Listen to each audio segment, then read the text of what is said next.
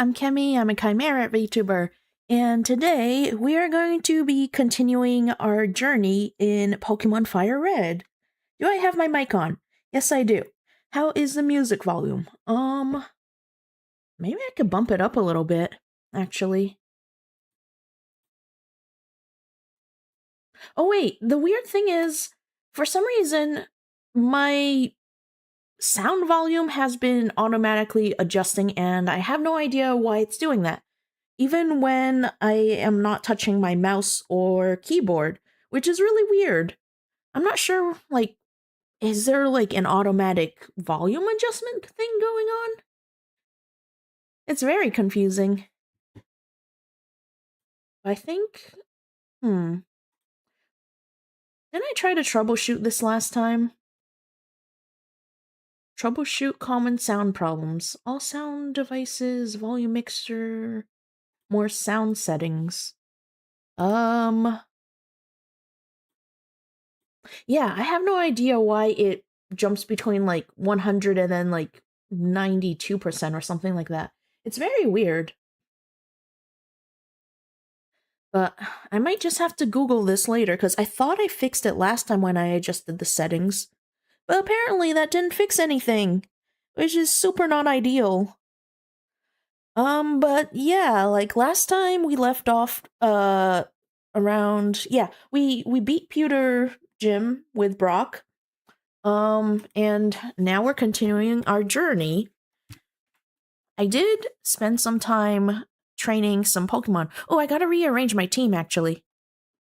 And then once we get to Lavender Town, eventually I will be able to rename, the Mankey that Echo decided to name Wrath.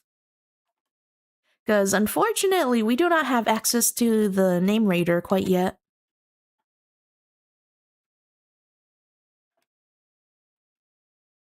So one thing I don't understand is why is someone's PC a spoiler? I don't think it contributes that much to the plot. Like, why can't you just call it Bill's PC? Like, right off the bat. It doesn't make sense to me. Alright, we're going to put Pikachu here. This is the Mankey that we're gonna name, words. We're gonna name Wrath. I have my backup Mankey over here. I don't know if I want to train it or not. I think it's a little, yeah. So Wrath is slightly over-leveled because I had to use him for the gym battle. So we're gonna train our backup Mankey. And then Rattata, I don't know if we're gonna keep Rattata. Maybe it could be useful early game until we catch something that's more, I don't know, suitable for our team in the later gyms. But this time, I do not have the banned Pokemon redeem enabled because my goal for today is probably to get to Nugget Bridge so I can grind off stream because I want to get rich in this game. I want to be able to purchase all the casino coins and everything, you know? But in the meantime, we can at least finally evolve our shiny Caterpie. Mothra.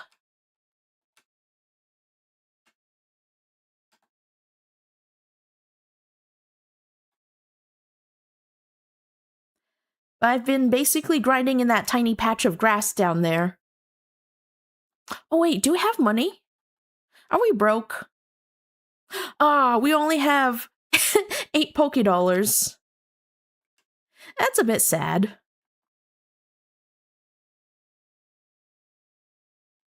I don't think it's even possible to buy anything with 8 Pokédollars. Just like real life, look! We can't even get an antidote, and that's like the cheapest item here? That's a bit sad. Oh, I didn't know we had access to Repel this early on. But it's not really too useful because it's only 100 steps. That's okay. We're just gonna take our broke ass on this journey to Mount Moon right now. Oh, and this guy had been blocking us the whole entire time. Oh wait, go back, go back.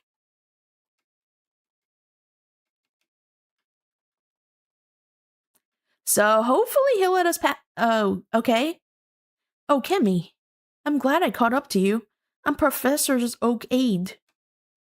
I've been asked to deliver this, so here you go. Hemi received the running shoes from the aide. How does he know our shoe size? Like, that brings up so many questions. Like, do we give him our measurements, or like, was he just sneakily like getting up to us with the ruler or something? I have no idea what's going on. Well, I must be going back to the lab. Bye-bye. You know what? That's a bit concerning, because how many... I'm assuming they give every single trainer that goes through a pair of running shoes, right? So does that mean that they have to send out an aid every single time? Why can't they send, I don't know, like Pokemon Amazon, the equivalent of Amazon in this world, you know? Like, just send a flying Pokemon to deliver those. Or at least make it mandatory to go back to the lab. I don't know. The mechanics in this world don't make sense, but you know what? It's a game. There's a letter attached. Dear Kemi, here's a pair of running shoes for my beloved challenger. Okay? Remember, I'll always cheer for you. Don't ever give up. Oh, it's from our mom! Okay, thanks, Mom. Well, I guess we're gonna battle the trainers here, then. Excuse me, you looked at me, didn't you? No, I did not! I was facing downwards. I wasn't looking at you, I swear. Last Janice would like to battle. It's a Pidgey! That's not very ideal for my Caterpie. So, you know what? We're gonna switch to Pikachu. Just so we don't end up Pidgey food. Oh no, of course, you would just do Sand Attack. Alright, we're gonna roast this bird. Do you think fried Pidgey tastes delicious? I bet it does. What would the equivalent of KFC be in this world? Kentucky Fried Torchic, maybe? I think that would make the most sense, because it's a fire chicken, so, you know, it's automatically roasted. Yay! Oh yeah! I held off on Mothra's, evolution, because I don't care about Harden, and I just wanted it to...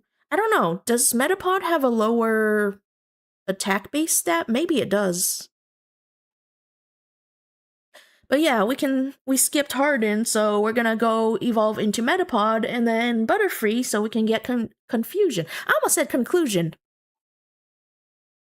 See, I haven't been consistently talking, so I've been having a hard time with enunciating words and just speaking in general, cause yeah, I'm not very talkative IRL. Last Janice is about to use another Pidgey. Oh, surprise. Well, can we change Pokemon? Actually, for the sake of getting more experience points for our Mothra, we are going to switch. Hey Perry, how's it going? Hi. We are continuing our journey. I've been grinding off stream to try to get the rest of my Pokemon up to like roughly level 10-ish. And we're gonna finally be evolving our shiny Caterpie. Which makes me sad because, you know, it's such a nice golden color right now. It's gonna turn into this orange Cheeto-covered Metapod later, and then into a Butterfree, and, you know, I wish they could have kept the golden color for the evolutions. It makes me very sad that the color palettes they're gonna be a bit of a downgrade, I think. I keep forgetting what shiny Butterfree looks like, but it's a little disappointing, to be honest. Shiny Butterfree. Well, we're gonna see that in a couple of levels. But whenever you type in shiny Butterfree, it's always misleading because it shows that pink Butterfree. I mean, if that was the shiny, I would be happy with it, but no. That's not the case, unfortunately. It's very cute, though. Oh, that's too bad we don't get any shiny variants.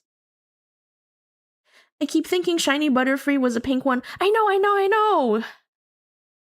It would be so nice if it was, because it's so adorable. I mean, let me pull up a picture of it. Can I save this image? Yes, I can. PNG. Alright. We're going to add the source image because I'm too lazy to rename my files. Yeah. This would be such a nice shiny for Butterfree. Or even if they kept the color scheme. Oh, and then I do have the Butterfree pulled up. Let me save that image. Butterfree. You know what? If they call it Butterfree, can we call it margarine? Is that how it works? That's totally what it should be called, right? So, I personally actually like the normal form better than the shiny form. I mean, not really a fan of how the color palette works out. Because green and that shade of purple and that shade of pink. Oh wait, this looks like someone's fan art. But you know what? It gets the point across. That's what shiny Butterfree looks like.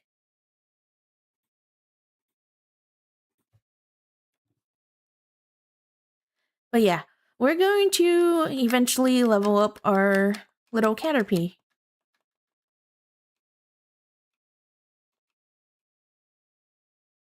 You're mean. Sorry? Am I supposed to lose to you on purpose or something? Okay, I keep getting distracted again because I'm just trying to study the pixel art. You know, for future reference. It's so weird. Because the hand that's holding the Pokeball, you see the thumb, and then 2 fingers, and then the rest aren't even implied. I guess it's too difficult to show it with the Pokeball being that size, I guess. Or actually, no. Maybe she has her fingers curled up behind the ball. And then her other fist. I was, yeah, because when I was working on the other one for during Monday, the late night doodling stream that I kept getting distracted on. Let me pull up a sprite. Oh no, it's not showing up. There we go. But yeah, I was trying to do like a more neutral pose on the left. I have to try to make some adjustments because I realized after I woke up my leg is too thick, and then I'm much shorter than the sprite that I made on the right. And I don't like how the tail looks. It needs to be fluffier looking. I don't know how to explain it. And then the hands. The hands are messed up. The Pokeball size in the other hand is also, well, Pokeballs can change sizes, so I might play around to see what looks best. Or I might just completely change the pose. But also, I don't like how in this new sprite that I'm making, the darkness of the limbs it's such a contrast compared to the original one that I made. So I'm just gonna have to figure out like what's the best balance for this. But I was thinking to have, well, we'll see how it looks. Maybe the neutral sprite for non-speaking, the PNGtuber sprite, and then we'll have this one that I currently have for when I'm speaking. Oh, we're gonna evolve! Okay, let's go. Let's not accidentally press the B button.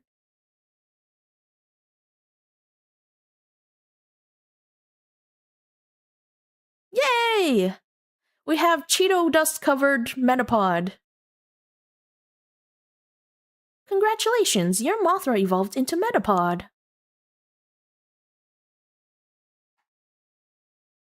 Well, now the problem, Tangerine Metapod. Yeah, that's true. Now I'm kind of craving food.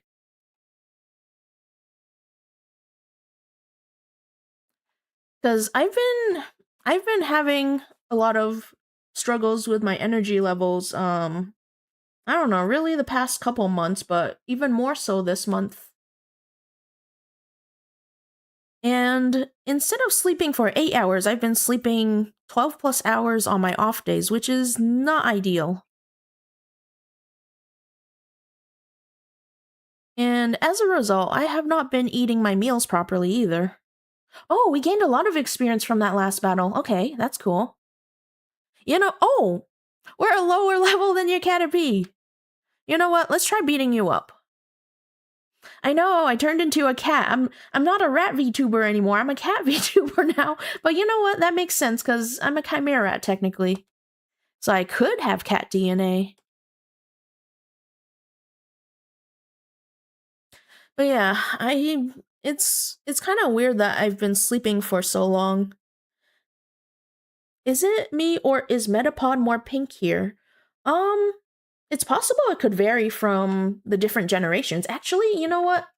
Let me look up Metapod Pokédex sprites, or what do you call it again? Metapod sprites. Okay, so there's a gallery here.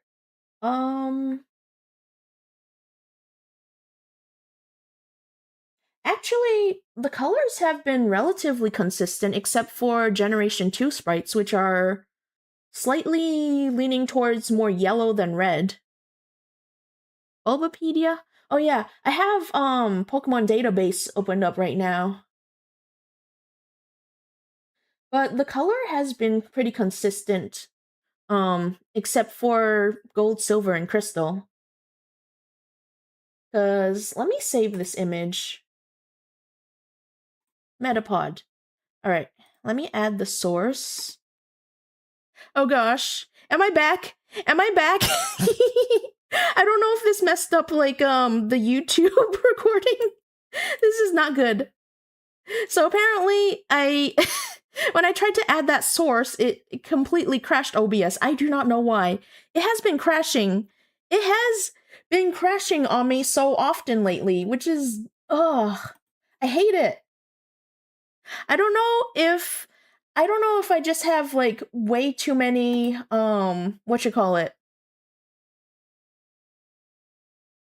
Oh no. Connect your encoder to go live. Okay, I'm live on YouTube again. But I do not know if I'm on the correct what you call it? The stream setup thing. That's so weird. Why is OBS crashing? Okay, I think I just have to like not touch OBS too much. Maybe I have too many sources and it's just frying my computer or something. But you know what? At least we're back. Apologies for the intermission. That's the first time it's crashed on stream. Because sometimes I do the test before stream and it would crash then, and then I try not to touch like whatever I was touching during the tests. But this time it failed. Badly. Ooh, Weedle. I am not a fan of Weedle. Because that poison sting is a pain. Especially in this generation where once you hit 1 HP, like, it doesn't heal you. It keeps going until your Pokemon faints. So you know what? To prevent being poisoned, I'm going to just switch to Bulbasaur. Because at least we're immune to poison this way.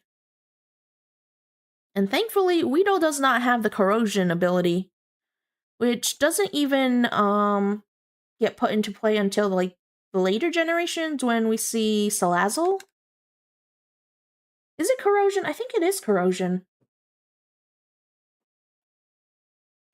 But we're gonna beat your Weedle up. Is it bad that I kind of want to boop Weedle's nose? It looks adorable. Like, look at its beady little eyes and the big red nose. It is corrosion. That's good.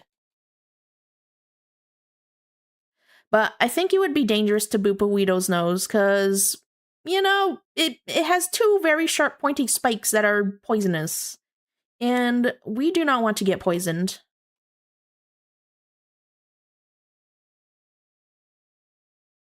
I am a bit sad that they don't have the shiny sprites available on the status screen for the mini sprites.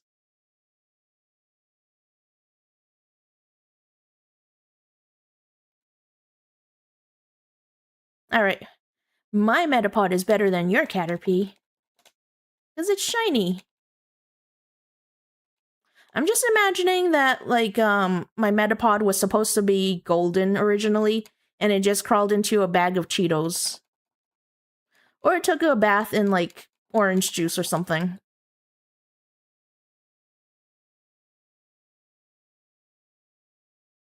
I mean, to be honest, I would even prefer an orange color scheme for shiny Butterfree.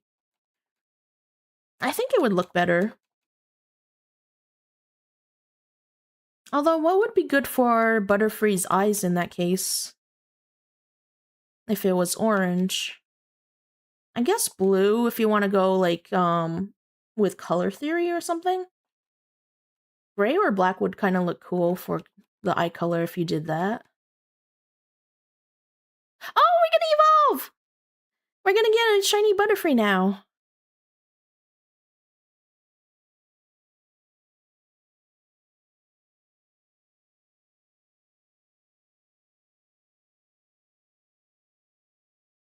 Oh, I don't have the audio! That's what I forgot to do. Of course.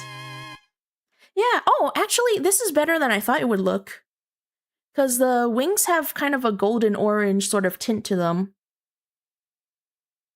So yeah, it's not too bad in this game at least. But I do wish the eye color was a bit different.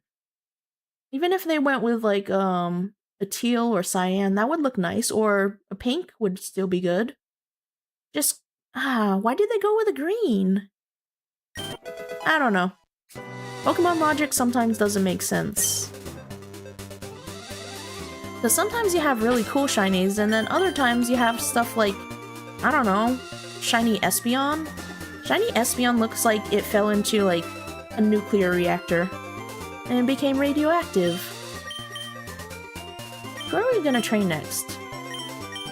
We need to train our starter.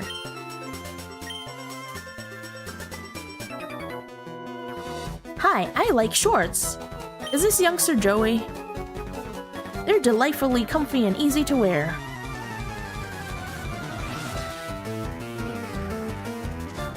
Youngster Ben would like to battle. Okay, it's not youngster Joey this time. But he does have a Rattata.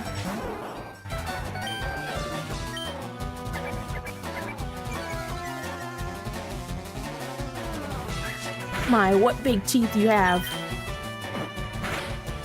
I would not want to be— oh, it's doing a lot of damage! Okay, this is not ideal. I do not want him to faint. But we're gonna switch out then. Well, I'm gonna use my top percentage Rattata against your top percentage Rattata. Wasn't it proven that youngster Joey did have a top percentage Rattata? I don't remember.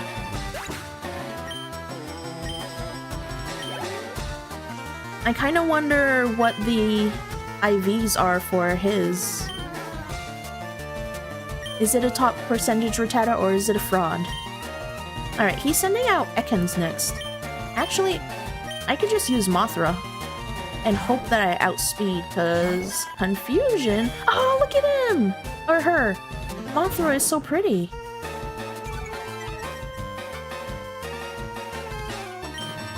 You can use confusion.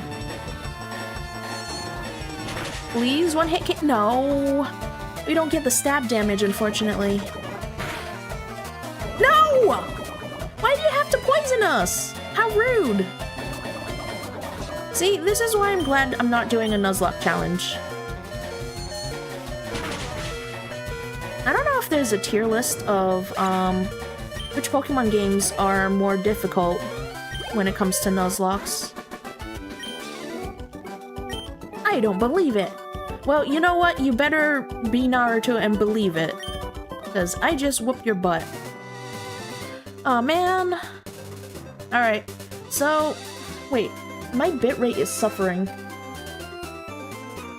It says it's unstable. I'm hoping that my stream is still up. Is it still up? Why is my bitrate suffering? It appears to be still streaming. I have no idea what it looks like on your guys' end. But it is red on my screen, which is super not cool.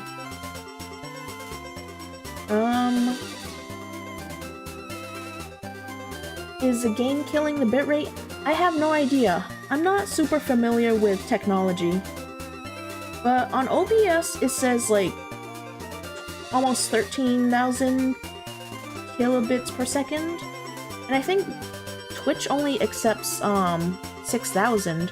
So I don't know if I need to like manually limit this somehow. Actually, on my output for streaming, I do have it limited. So I don't know why. I don't know how this technology works. I am not a pro streamer, despite having streamed for a year. Oh, I hate this poison damage! But you know what? We ball. We Pokeball. No! My poor Mothra!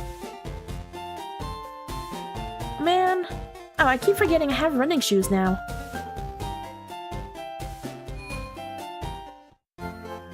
We're just gonna keep going and hope it doesn't crash again.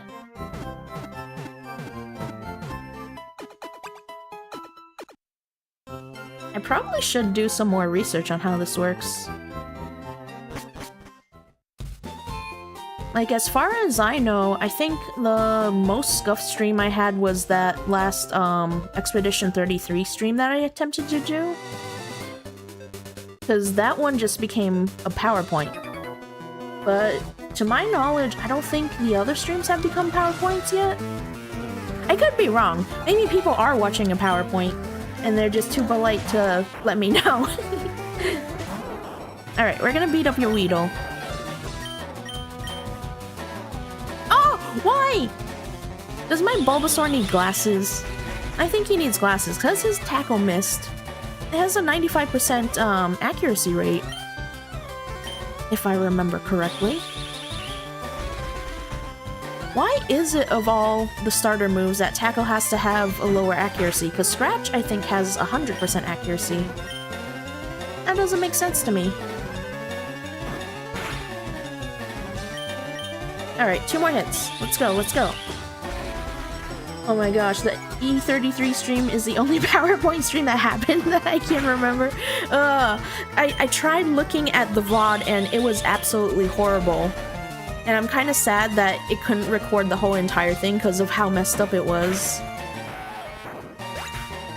So I think something wrong happened on OBS's end. Any issues is I'm being called out.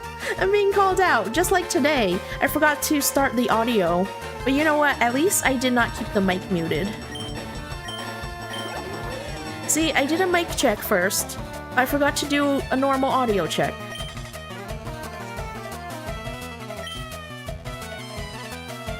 That's why for a while I had that automatic message. I was like, if you guys notice any issues, please let Kemi know, because sometimes scuff happens. And it's usually Kemi's fault. Despite blaming the deity of scuff. But you know what? It makes me feel better to blame someone else.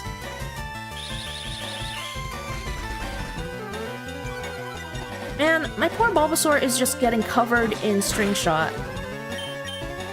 Oh, I wonder, do they make silk out of that?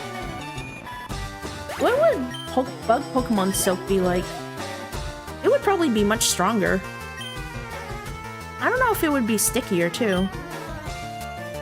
Probably depends on how the bug Pokemon controls how it comes out, I guess? Okay, so since Mothra is still lower level than my Spearow, I'm just gonna use Mothra. Ah, the shiny is so satisfying. Sticky Web is a move, that's true, that's true.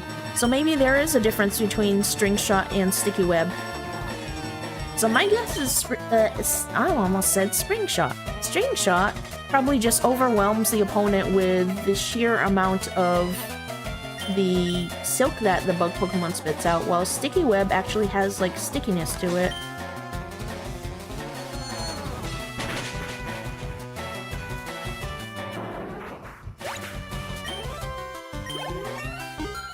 Okay, let's go. Oh, you have a Metapod too. Who do I want to use against Metapod? Let me think. Okay, so we are heading into Mount Moon. That has a ton of Rock-type Pokemon. So, Pokemon that are good against Rock will be leveling up a little faster there. There's also Zubat, so I think I need to focus on these two before we hit the Mount Moon area. Although I don't know how long we'll keep Rattata on our team.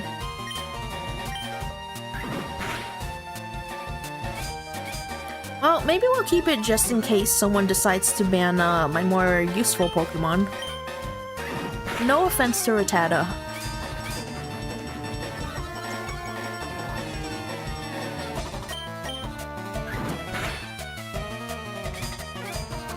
I do wish that we had better colors for the normal Raticate, though.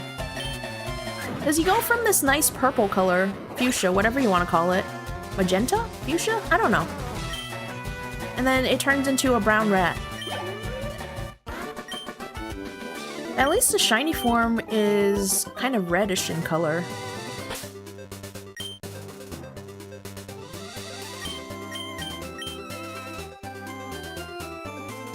Spearow would also have a hard time in Mount Moon. But we'll have to see if I decide to replace it with Pidgeot or Dodrio later. Oh, I can skip this trainer. Hey! She's not looking at me. But you know what? Since I need EXP, I'm gonna battle her. That look you gave me, it's so intriguing. Really?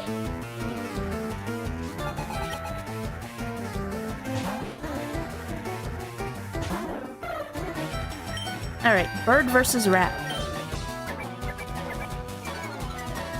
I want to know their decision behind making Rattata this color. Did someone's pet rat get into, like, purple dye or something by accident?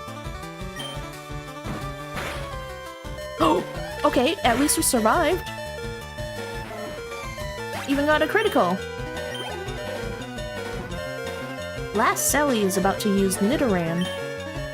I guess we'll have to switch. Okay, Nidoran's a poison type, so Mothra will be useful.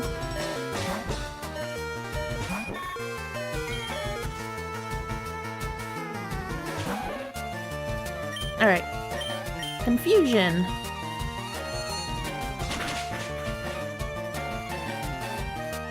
And it's such a pity we can't one-hit KO. But at least this is our easiest way of getting access to psychic moves early game.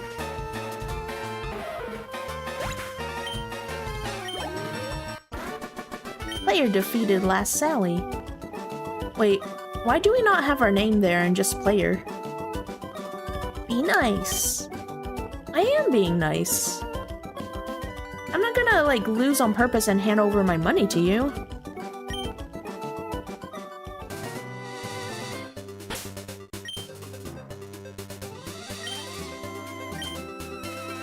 Actually, we need to go down here. Oh wait, I just noticed. There's this funny looking pixel here. I don't know if that's a hidden item. Yes, it is! I was right. Although that's kind of weird that this pixel, like this clump of pixels, doesn't disappear once you collect the item. Yeah, now that I think about it, this generation, you can kind of have an idea of where the hidden items are on the ground just because of the shading they use. So now I don't remember if I missed any early game. Or at least earlier game.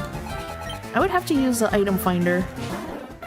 Whenever we get it. Oh, level 14 Spearow. Okay. That's higher level than I expected. Well, we're gonna hope for the best, I guess.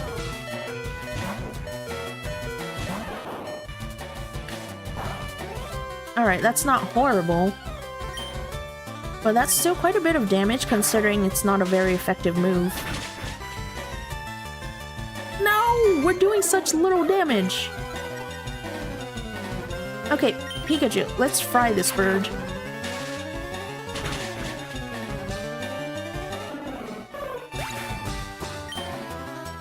I was gonna say Spearow spear ribs, but that wouldn't make sense because you don't make spare ribs out of birds, do you? They're usually too tiny to do that. Unless it's an ostrich, maybe? Maybe you can make spare ribs out of ostrich ribs.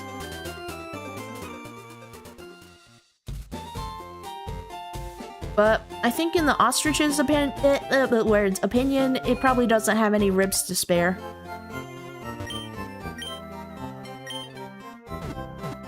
It's kind of wild to think that there are farms out there that raise ostriches for the purpose of meat. I remember because, a long time ago I saw a video. I'm always hungry.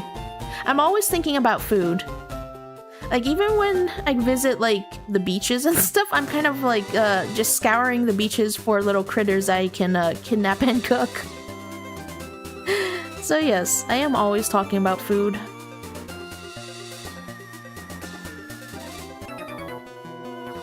Oh, we're gonna have access to this patch of grass. But anyways, so several years ago, I watched this video where someone rescued an ostrich from one of those meat farms, but unfortunately, she was not able to save it because she took advice from the farmer and gave it feed that wasn't quite nutritious.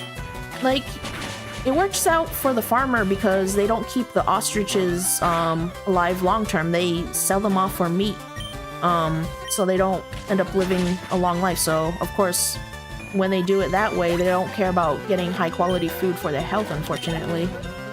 So she wasn't able to save the ostrich due to malnutrition. Oh yeah, that's kind of sad to think about. But the problem is, meat is delicious. I can't help but want to eat meat sometimes. Oh wait. Oh no. See, I cannot focus when I was yapping. I forgot to read what was on the screen. I have no idea what the next Pokemon is. You know what? We ball. Metapod. Okay. That works out. We can still use Peck.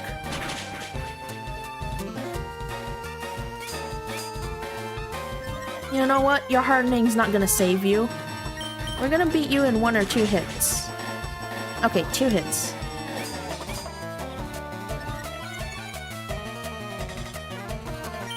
Why did she not evolve her Metapod at level 10?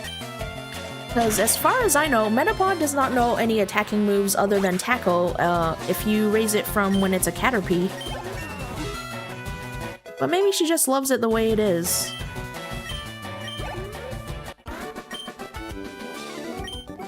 Oh, smells like dinner. See? Even the bug catcher is thinking about food. Can you blame us? Food is delicious. Oh, wait. Oh, she does battle. Eek! Did you touch me? No, you literally ran up and, like, crashed into me. Last Robin would like to battle. Okay, she has a Jigglypuff.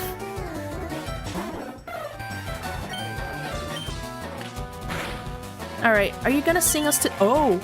Okay, our only attacking move got disabled. That's not good. Well, we're forced to switch. Unless we want to prolong this battle and just keep going until we use Struggle, but that's gonna take like 5 million turns. Alright, Rattata, you're next. Is it gonna use Disable again? I'm gonna be disappointed. Oh, that's a lot of damage. Well, let's see how much we can do. No, that's not enough! That's not enough! Well, since you have Defense Curl, I'm gonna use something that has Special Attack. Otherwise, we're gonna be here all day. And that's totally not another excuse to bring out my shiny Butterfree.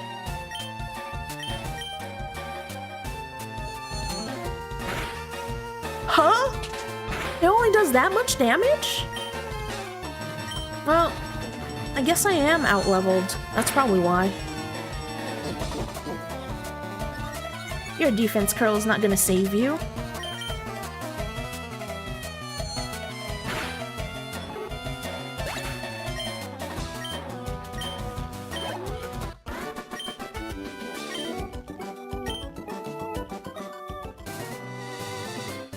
Ooh, do we want to check out what Pokemon we have here? Because I know Jigglypuff would probably be in the grass.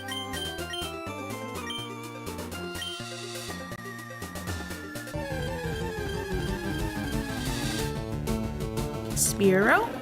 We do not need another Spearow.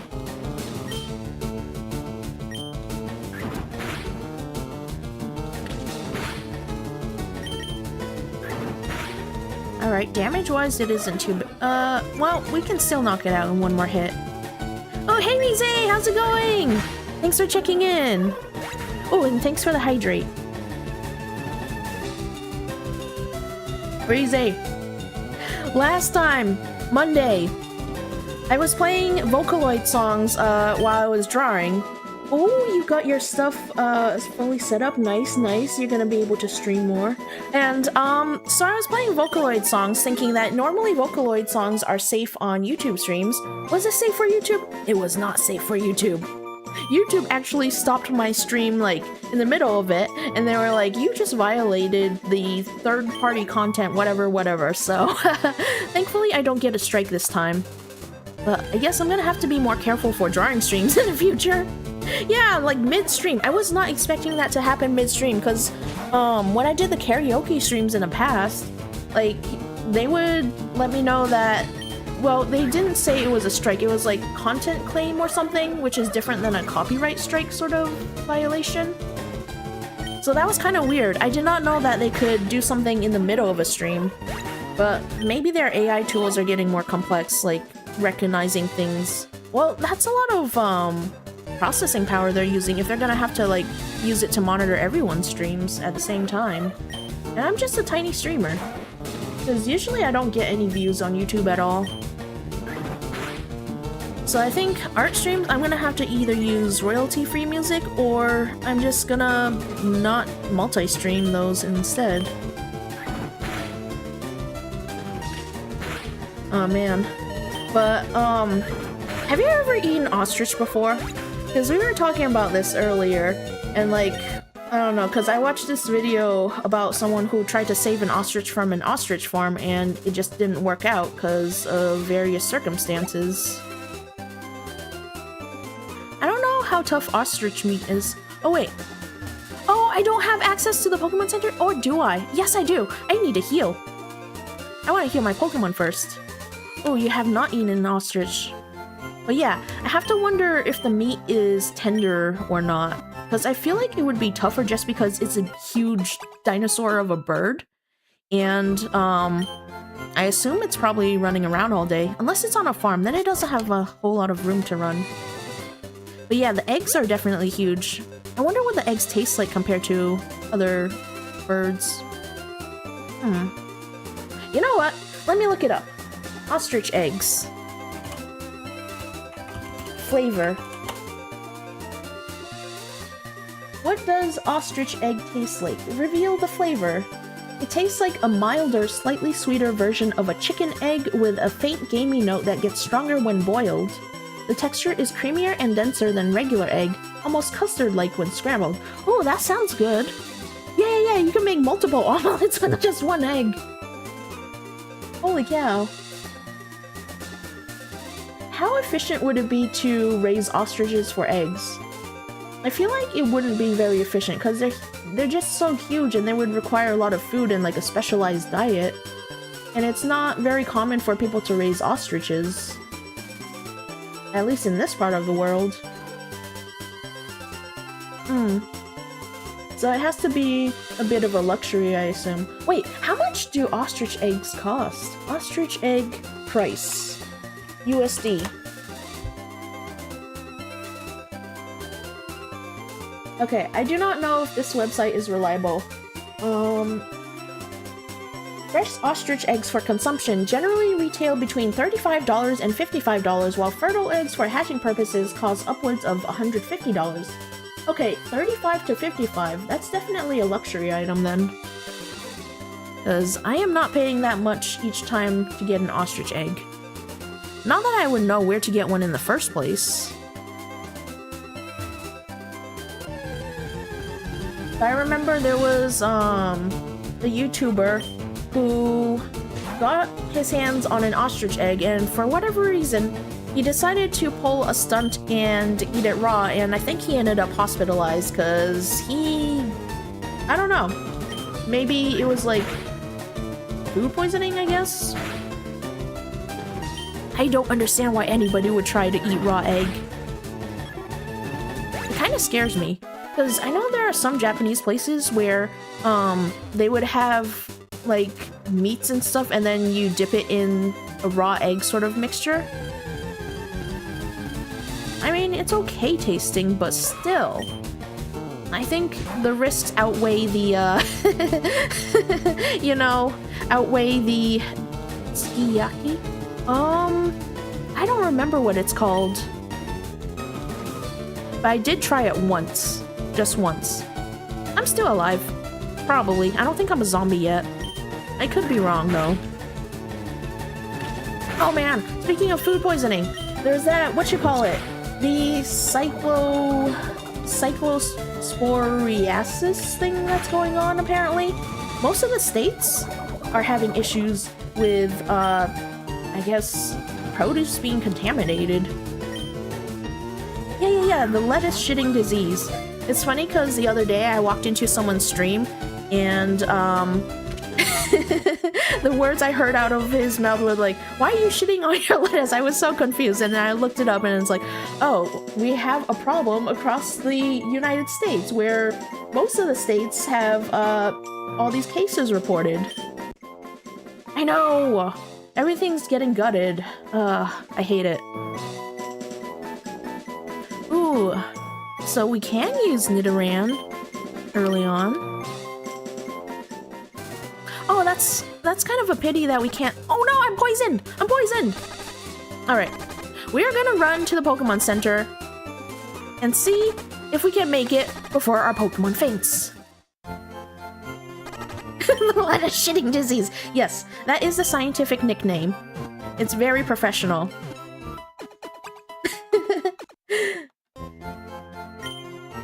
But I was worried. Oh, hey Echo, how's it going? We finally evolved our shiny Caterpie. And the sprite in this game looks better than I thought it would. See? It's a shiny Butterfree now! Because, like, when I was looking up the different sprites and stuff to see what shiny Butterfree looked like, some of them did not look very appealing, but at least in this game, it looks better than expected. It's just, I wish I could change the shade of its eyes or something. It is very cute. I'm happy with it. Much like the name of a compound that is named, and I am not kidding, is it the one that's named after Pikachu or the one that's named after Sonic? Because I remember we brought up that topic in chat before. Oh wait, what the fuck? That's a new one! Coming tonight? What the fuck? I need to look it up. I actually have not heard of that. I thought you were gonna talk about the one that's named after Pikachu or Sonic, like the proteins. What? Who named this? Why? How did it get approved? I'm just imagining, like, a team of scientists debating around the table, and, like, someone is proposing this, and they're all nodding, and like, yes, this is the perfect name for this compound. Oh, it's a amphibole? I do not know how to pronounce that word. Mineral that is an iron and magnesium silicate commonly found in metamorphic rocks. It typically appears as elongated to fibrous green to brown grains and has a chemical formula, whatever that is. Interesting. What is the origin of that name? Why? Oh, it does make sense, because the CU in that name would stand for copper. But what else?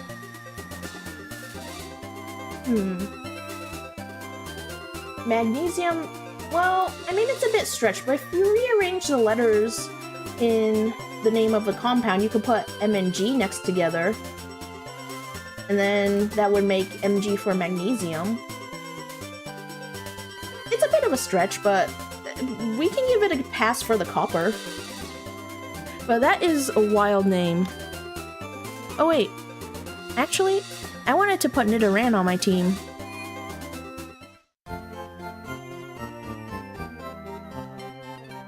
Did I heal?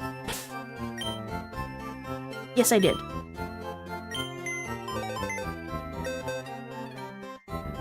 Oh wait. Okay, I'm just gonna use move Pokemon, and then we're gonna be replacing Rattata with Nidoran. Because Nidoking is pretty cool. Actually, I don't know if we have a limited number of Moonstones in this game. According to Wikipedia, Cummingtonite was named after the town of Cummington, Massachusetts, where it was discovered in 1824. Doesn't explain the tonight part, though. That's true, that's true. Man, I think the people in that town were very repressed. They're living vicariously through a rock. Or mineral. Whatever you want to call it. I don't know. Ooh, okay, he's not gonna battle us. Never mind. Hey, Gummy, how's it going? Bagel. Oh, Bagel! Bagel! Oh, which Pokemon did you want to name? I'm gonna have to go to Lavender Town, unless you want to name a future Pokemon Bagel.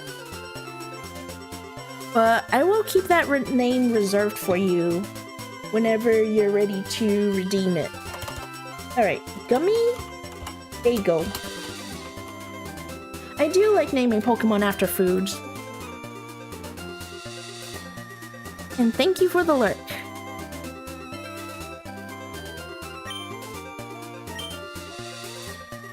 Alright, so this guy won't be battling us. We do need to look for a Jigglypuff in the grass. And in the meantime, we probably should train up our Nidoran. No, it's not a Jigglypuff. Unless it's a funny-shaped one. Oh, it's so weird that Nidoran can learn Peck. I keep forgetting about that. Seriously? We only do this much damage compared to the bird? Well, that does make sense because Spearow has stab advantage, and we do not. But you know what we do have advantage of? We have advantage of Pikachu's Thunder Shock. So we're gonna be eating fried bird tonight.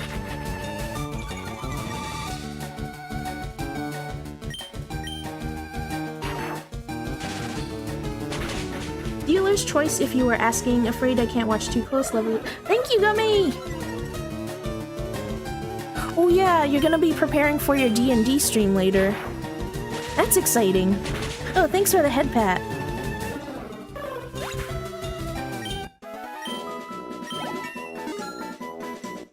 Okay, let's go. Pikachu is level... Oh, we can learn Quick Attack. That'll make it slightly useful against, ground types. Because Pikachu has way too many words. Oh my gosh, I'm unable to speak. Someone help me. Pikachu has way too many electric type moves.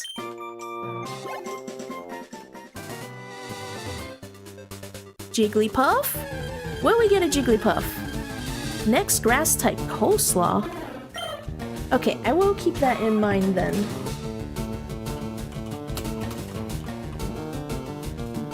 Alright. How much damage are we gonna do against this Spearow?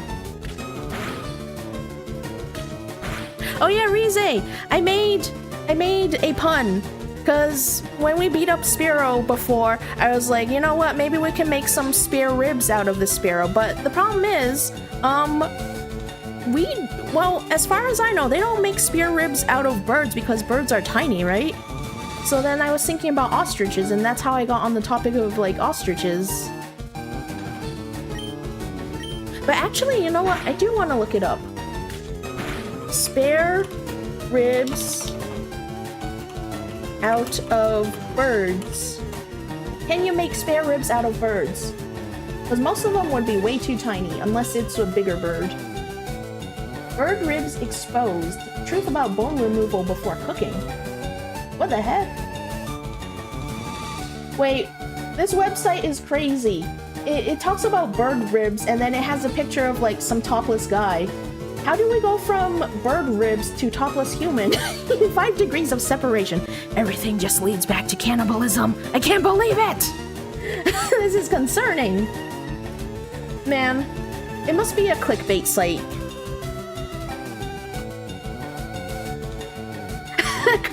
Hooray, cannibalism, just like the Vocaloid songs. Cause I swear, oh, we survived! We survived! Thank goodness! No! We're gonna die! Unless Spearow uses Growl?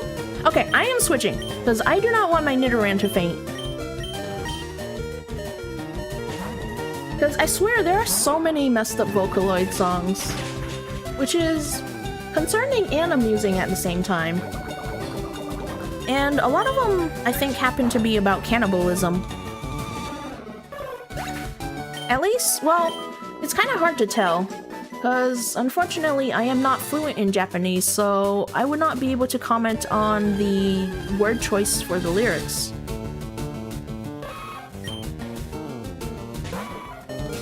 But yay, cannibalism! How many times have I talked about cannibalism on my stream? Because I think I've talked about it like multiple streams. Is that concerning? Maybe. But you know what? As a chimera that's made of DNA from many species of creatures, I perhaps have unknowingly partaked in the act of cannibalism. And this is why I don't label myself as a say-so VTuber.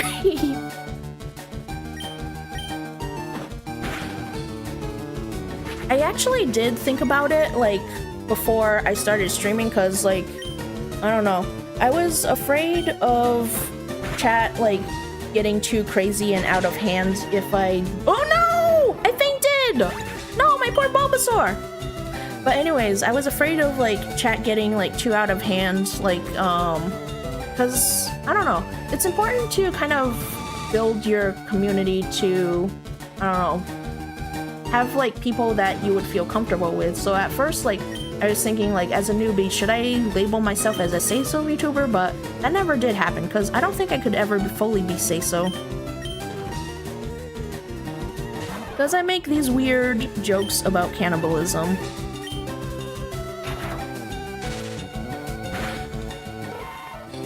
Alright, we got our revenge.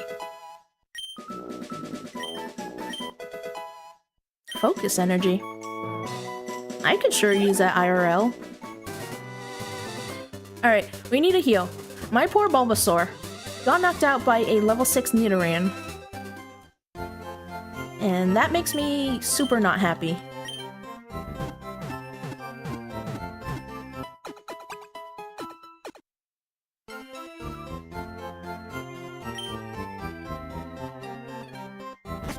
Oh yeah, before I got distracted by cannibalism, bird ribs exposed. Truth about bone removal before cooking. Have you ever stared at a beautifully roasted chicken, enjoying every juicy bite, only to wonder, where are the ribs? It's a question that sparks an enduring, almost legendary food myth that has circulated through kitchens and dinner tables for years. The perplexing notion that bird ribs are somehow pulled out or removed before your poultry even hits the oven. So what is the secret behind bird ribs? This widespread misconception about poultry preparation leaves many scratching their heads, conjuring images of intricate pre-cooking surgical procedures. But is there any truth to this culinary conspiracy? Get ready to unravel this persistent mystery. We're here to deliver a definitive myth debunking by deep diving into avian anatomy, standard cooking practices, and crucial food safety guidelines. Prepare to discover the true story behind bone removal claims and gain a fresh, informed perspective on your favorite fowl. Man, this person's a wordsmith. That's a wild intro to have. In the vast and wondrous world of culinary arts, few things are as intriguing and persistent as the myths that circulate through kitchens and across dinner tables. Okay, so can you get to the point? Imagine preparing a succulent roast chicken or a perfectly grilled turkey, only to be struck by a nagging question that circulated for years. Are bird ribs actually pulled out before they even reach your plate? I don't think so. I'm pretty sure we just leave this in. Like, if this is written by AI, I'm gonna be super disappointed. But I don't think it is, because the wording they use doesn't sound like AI, at least as far as I know. I'm not an expert on this, though. This isn't just a fleeting thought for many home cooks. It's an enduring food myth that has puzzled generations, sparking debates and prompting countless searches for answers. It is a curious claim that suggests a hidden process, a pre-cooking manipulation of poultry that leaves many wondering about the anatomy of their favorite fowl. I mean, think too hard about the anatomy of my chicken dinner, you know? Chicken nuggies, no bones. You know, it's just made of mystery meat. Navigating the culinary rumor mill. The culinary world, like any other, is rife with misconceptions, from old wives' tales about cooking methods to unverified claims about food preparation. These tidbits often circulate unchallenged, gaining traction through word of mouth and the occasional viral post. When it comes to poultry, these myths can be particularly unsettling. Questions about bone removal, especially concerning bird ribs, can lead to genuine confusion about proper cooking techniques. Proper cooking practices, food safety, and even the very structure of the chicken or turkey we consume. Okay. This confusion can erode confidence in the kitchen and make what should be a simple cooking task feel like a detective mission. You know what? I bet they're going on about this, like, just for, like, search engine optimization. This is a very long-winded intro, but admittedly, it's kind of interesting to read. But why are they making this so dramatic? Like, I guess they just want more views on their page. And it's working because it's one of the first results. Our quest for clarity. A myth-busting blueprint. This blog aims to cut through the noise and provide a definitive debunking of this persistent poultry puzzle. Our purpose is clear, to equip you with accurate, authoritative information that separates fact from fiction regarding bird ribs and bone removal claims. We'll achieve this by methodically exploring 3 key areas. Avian anatomy, delving into the actual skeletal structure of common poultry to understand where ribs are located and how they're naturally integrated. Okay. And cooking practices, examining standard poultry processing and preparation methods both at commercial and home kitchen levels to see if bone removal is a common or even feasible practice. They're gonna go on with like a 5-hour intro until they finally get to the point. And then third, food safety, addressing any potential implications for safety, whether real or imagined, that might arise from such bone removal claims. Setting the stage for truth. Man, this keeps going and going! Oh my gosh, I'm only like 25% of the way done this thing. Are we gonna spend this whole time reading this web page? This is wild. Like, I mean, it's kind of interesting to read. I like this person's writing style. They sure found a way to. This is like, I bet, you know what? They must have honed those skills in high school when they had to, you know, lengthen the, increase the length of their essays for schools. Because you know how sometimes the teachers will be like, you need to have like a 2-page essay that's single-spaced or whatever. You know what? This person probably like honed their skills in school and used it for the purpose of writing this blog, for the purpose of like search engine optimization or something. Oh my gosh, do I want to read this whole thing? Is it story time? I know, it's absolute perfection. It's so unhinged. What are like the most creative ways your students have lengthened their essays? It has been way too long since I've been in school. My skills are very rusty. I do remember ever slightly increasing the size of the font. Like, instead of a size 12 font, I would do like a size 12.5. That way it wasn't so recognizable at first glance, and also changing the line spacing, so instead of like 1.5, maybe it was like 1.6. And it worked. Oh, you don't do minimum sizes, but there was one kid, yes?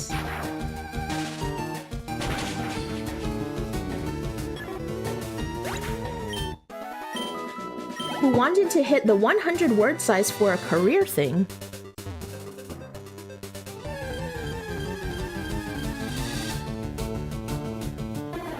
"100 words isn't too hard to...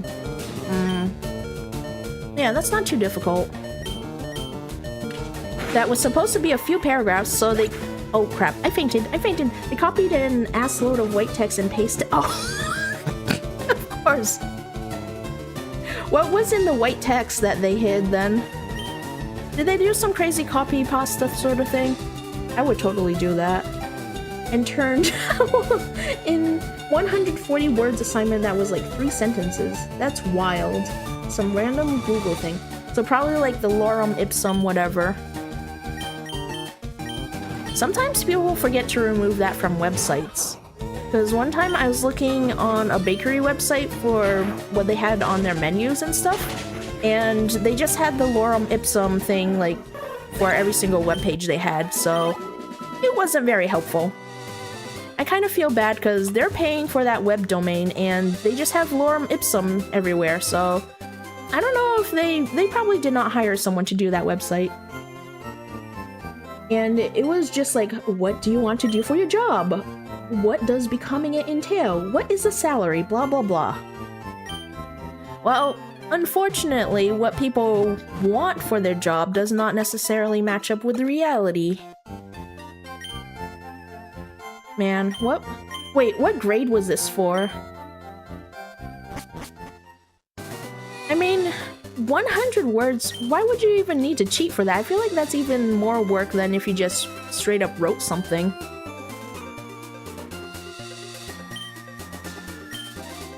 Oh yeah, I need to look for a Jigglypuff. 8th grade, okay. But that's funny that he's already searching for workarounds at that age. Oh my gosh, you had to give a kid detention on that assignment because he wrote about wanting to do drugs and be a pimp. What the heck is he exposed to at that age? Holy cow. Well, then again, I can't speak because I was also exposed to a lot of things when I was a kid. But I didn't get in trouble because I never actually spoke about it or acted on those things. And my parents were also super, super strict. This was a bougie school. Okay. Well, sometimes those are the worst because, like, there are times when parents are too strict and then kids kind of lash out that way. Because they're like, I want to rebel, I want to, you know, be cool and stuff in front of my classmates, so then they end up getting into things that their parents don't know about.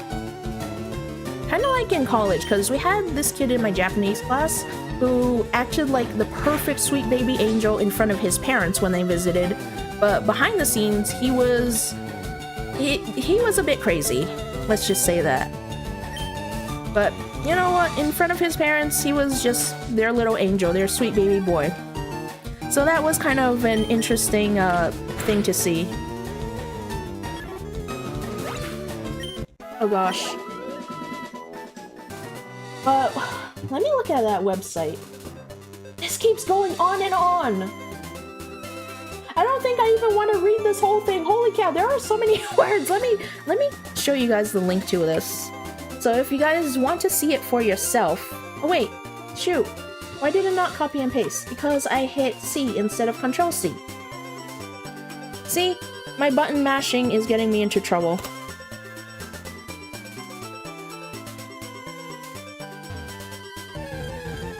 But they made a whole ass intro just for... I don't even know where the answer is.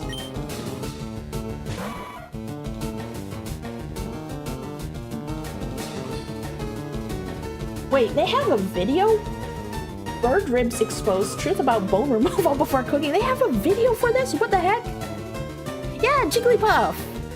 Unless you're talking about the website, because I'm not opening the video. I don't want to like accidentally get banned from YouTube or something. So, unfortunately, I cannot show that on stream. Oh no! Jigglypuff, you sing! Oh yeah, Jigglypuff. Well, it is in the name, after all. We're gonna try to catch it. I don't think I'm gonna use Jigglypuff. Because unfortunately, in this generation, it's only a normal type and it doesn't have the fairy typing. No! Please, let me catch you! I'm broke! I can't afford too many Pokeballs yet! I don't have the Versus Seeker! Do you think Jigglypuff would taste good? I do not, because Jigglypuff is a balloon Pokemon, so I would assume it would be rubbery in texture and maybe a bit bitter like balloons are. Well, at least I caught it. It captivates foes with its huge round eyes and then lulls them to sleep by singing a soothing melody. No, balloons are not delicious. Bad Rize. Do not eat Jigglypuff. I don't think that's very edible.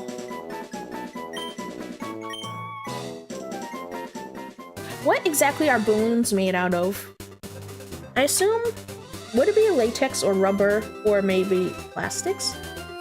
What are balloons, let me type, made of? I have a very hard time speaking and typing at the same time. This stream is getting so off topic and I love it. It's great. They are primarily made of natural latex tapped from rubber trees, but can also be made from materials like rubber, polychloroprene, or nylon fabric. Some balloons, especially foil balloons, are made from metallized plastic films. Interesting. Yeah, I kind of assumed that it wouldn't have too much of a rubber content just because, like, what if people are allergic to it? Because latex allergies are a thing. Although I don't know how common they are. I don't think I know anyone with a latex allergy, but then again, that's not a topic that people usually bring up because you don't usually eat latex. Oh, your bestie is allergic to latex. That sucks. That always sucks to have, like, allergies and stuff. I had a childhood friend who, what was it? He was allergic to peanuts to the point where, if someone was eating in the same room as him, he would break out in hives, and that is dangerous. No raw dogging. You don't want to end up accidentally reproducing. We do not condone unsafe sex here. We want people to be responsible. But if both parties consent to it, sure, then they can do what they want. I personally cannot imagine that for myself, because first of all, I am on the asexual spectrum, and second of all, I absolutely would die if I had to be a parent. Because I grew up as a single child, and there has never been a single day in my life where I've been interested in reproducing. And, like, I don't have any interest in adopting at all. It's just not my thing, I guess. Oh my gosh. But, like, when I was a bit younger, my mom, unfortunately, she got baby fever, so I had to distance myself a little bit because sometimes she would go crazy. And it's like, you know what? You don't even know my sexual orientation. Like, just fucking leave me alone, please. I just want to live my life, you know? I mean, that's fair, but I personally would not have the patience to be able to raise another human being, because that takes a lot of dedication, which I'm unable to provide. Even with pets, I think, because, I don't know, I have certain things that I struggle with, and I would not be able to provide for something that needs a lot of care and attention. So that's just my personal reason why I refuse to have any. Unless they're fainting goats, because fainting goat kids are adorable. That would be really fun to have, I think.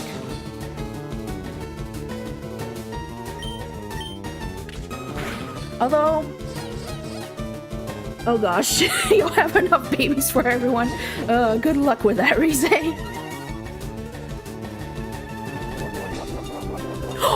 It has an oran berry!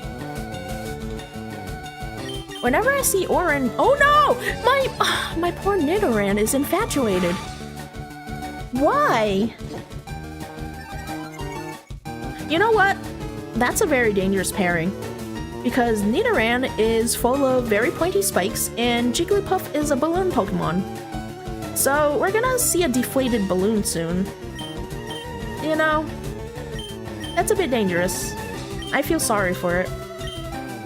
I'm just gonna use Pikachu, you know? Oh wait, that's a bad idea. I just realized because Pikachu is a male Pokemon, there's a chance they'll get infatuated as well. But hopefully we'll be able to take it out. Oh yeah! I got distracted again. I was trying to read about the bird ribs and then I came out on the topic of balloons because Jigglypuff popped up. Oh gosh, and then we went into latex allergies and this, but Does that website ever get to the point? I don't think it gets to the point. I'm gonna have to read it in detail later. Because it's a whole lot of nothing. You gave up. I don't blame you. But it was interesting to read a bit of it. Even though it was a bit crazy. Wait. Towards the end, there's a frequently asked questions about bird ribs exposed. Truth about bone removal before cooking. How many people are asking for it to be frequently asked questions? I do not think this is a frequently asked question. I think this is just the Kemi is curious about random ass stuff that pops up on stream and decided to look up this on the internet sort of question. Unless there are multiple Kemis who are asking this. Maybe there are multiple me's in other universes that are asking this. So often that they decided they need to put an FAQ section at the end of the website. Which, okay, I guess that's fair. How many people have looked it up? I want to know. What are this website stats? Am I getting distracted? I am getting very distracted. Wait, the content! The table of contents! This is wild. Okay, I'm gonna read the table of contents. The Case of the Curious Ribs, Unveiling Poultry's Puzzling Myth, Navigating the Culinary Rumor Mill, Our Quest for Clarity, a Myth-Busting Blueprint, Setting the Stage for Truth. Where do all the ribs go? That's a good question. Unmasking the Great Poultry Rib Removal Fable, The Whispers and Viral Content, Origin of a Misconception, Why We Might Believe, the Logic Behind the Myth. Beyond the Myth, the Engineering Marvel of Avian Ribs Revealed. I did not know this was an engineering marvel. That's kind of weird. The Avian Advantage, a skeleton built for flight, strength in flight. The Secret Weapon, what is this word? I've never seen this word before. Uncinate processes? Okay, I'm gonna go off on another tangent and look this word up, because I have never seen it before in my life. That is very interesting. Uncinate? How do you pronounce it? Uncinate. Uncinate, okay. Bent at the end like a hook. Hooked. Bent at the tip in the form of a hook. Okay. Well, that's a new word we learned. Mammalian versus avian ribs, a comparative look. Oh man, I need to be careful because I don't want to let my Pokemon faint too many times, otherwise they're gonna get mad at me. Where was I again? Why pulling out bird ribs is simply not possible. The processing plant revelation, why do chicken still has its ribs? Well, maybe because it needs it to survive? I guess not so much while it's dead, but still. Yeah! Can't the chicken just spare some ribs? You know, that's why we were talking about spare ribs in the first place. Oh my gosh, because my fucking head stole my wave. That's wild. That's so specific to your situation. Oh my gosh, the coincidence. Ugh. Whole birds, ribs are standard. Inside the processing plant, a detailed look, evisceration and cleaning, chilling and packaging, the art of boneless cuts, how meat leaves the bone. Man, they really thought about this. I'm assuming it wasn't written by AI because it doesn't have, like, the speech patterns that I've seen in AI articles. I could be wrong. So someone had to sit here and possibly get paid to go on a wild goose chase on this topic. Differentiating bone removal, specific cuts versus wholesale practice. The bone-in advantage, unlocking poultry's full flavor, moisture, and dispelling safety myths. What kind of safety myths are we talking about? The culinary secrets, why bones remain for superior dishes. The depth of flavor, bones as natural flavor boosters. Well, that I can believe. Moisture retention, the bone's insulating effect. What? Insulation? Why are we talking about bone insulation? Oh, found the keyboard I'm using my stipend at work. Ooh, nice, nice. That's always good when workplaces cover the cost of certain items. Because sometimes... Ooh, 8-Bit Dough is making a clear blue keyboard and releases August 14th. I did not know they made keyboards. Interesting. Because they're always known for their controllers and stuff. I guess that makes sense for them to branch out into the keyboard market, because, yeah, they probably have the, well, maybe not quite the buttons for it, because keyboard buttons are slightly different than controller buttons. I guess maybe the electronics behind it? I don't know. I have no idea how it works. We get a $100 stipend and I don't fucking need anything. You know what? Fair. We get a fancy new keyboard for Rize. That's how it works. But yeah, sometimes, like since I have to be on call 24/7, I have weird work hours. So, I can get dinners covered once in a while, which is super nice. And like, my work friend and I have definitely taken advantage of some DoorDash runs. Well, not runs for us at least, because they're the ones doing the running. Like, I use my gaming desktop and need nothing. But you know what? Some people collect keyboards. I personally haven't done it because I never got into that. And like, I don't know.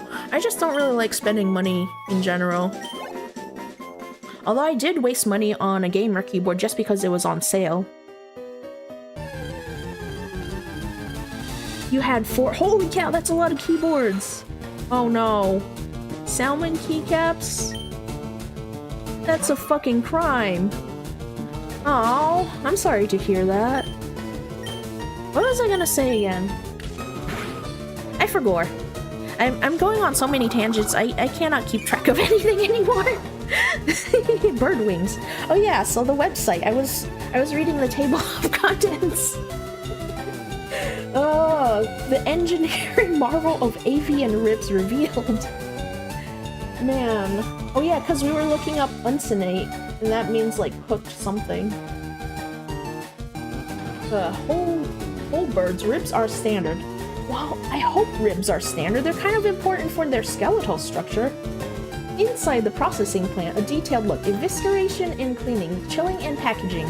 The art of boneless cuts. How meat leaves the bone. Differentiating bone removal. Specific cuts versus wholesale practice. The bone-in advantage. Unlocking poach. Oh yeah, I read that part. Because we were talking about the bone's insulating effect. Whatever that means for moisture retention. I don't know. I don't know how that works. Structural integrity, ensuring even cooking and presentation, dispelling the myth, bones and food safety, the bone-in benefits at a glance, reconsidering bone removal, a culinary misconception, unmasking the rib myth, your ultimate guide to confident poultry preparation, the truth about avian anatomy and cooking, mastering your home poultry preparation skills, handling a whole chicken, the basics, spatchcocking, a game changer for even cooking, when deboning is required and what it actually means.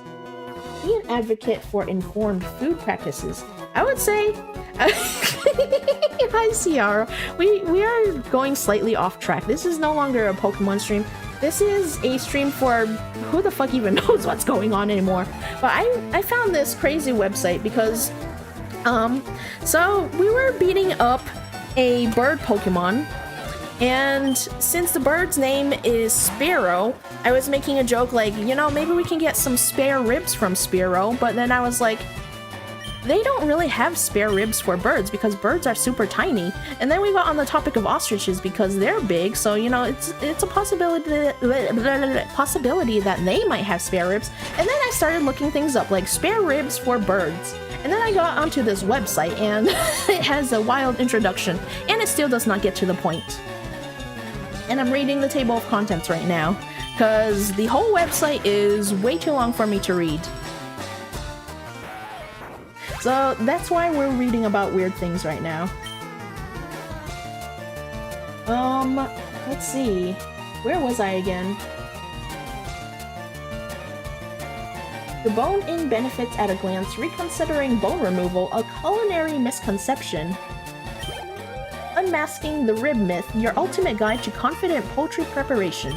The truth about avian anatomy and cooking, mastering your home poultry preparation skills, handling a whole chicken, the basics, spatchcocking, a game changer for even cooking, when deboning is required and what it actually means, be an advocate for informed food practices, video, bird ribs exposed, truth about bone removal before cooking, frequently asked questions. About bird ribs exposed. The truth about bone removal before cooking. Exclamation mark after the question. What the heck? It's like they don't even know what's going on anymore either. They're getting confused while they're writing this article. Why someone might remove the ribs from a bird before cooking? Is it necessary to remove the rib cage before cooking a bird? Does removing the rib pulled out of a bird affect the flavor of the cooked bird? Is it difficult to remove the ribs from a bird? So, I don't know what the point is anymore. They're just going on a wild goose chase, trying to remove the ribs from the goose before cooking it. And you know what? We love that for them. We're supportive of their hobbies. Although, I'm a bit concerned about the birds that they're cooking up. But yeah, that's the gist of the stream so far. And cannibalism. You wanna know how we got into cannibalism? Because when I pulled up that website, you know, it's a website about removing bird ribs for cooking purposes. But what did they have for an image? Was it bird ribs? No, it was not bird ribs. It's this random shirtless guy who has his top off, and I have no idea what's going on. How does this relate to bird ribs? Is he a bird? Does he identify as a bird? I'm concerned. Oh, fun fact about birds. So I learned this from the vet, like when I took one of my birds to him a few years ago. Apparently, if birds have problems breathing the normal way, their air sacs extend way down into their butt, so you technically could poke a hole like near their butt so they can breathe that way. I did not know that. That's kind of wild to think about. But how would they keep that open? Would they have to put like some sort of like a medical tube in there or something? I don't know. Now we're talking about poking holes in bird butts. This is a totally normal Kemi Pokemon stream. Not concerning at all.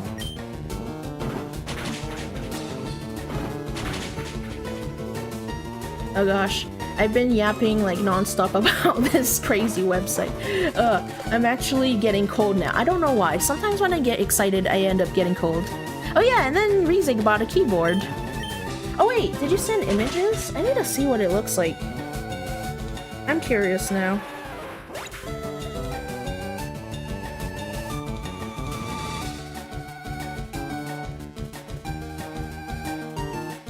Okay, Amazon links.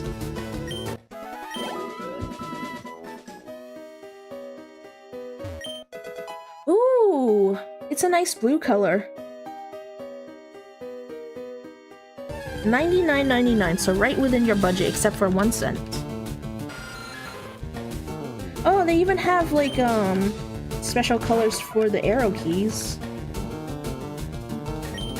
But why didn't they do that for the WASD keys? That would make more sense in my opinion. Well, I mean, depends on the game, I guess. It is pretty. It's almost like Miku colors.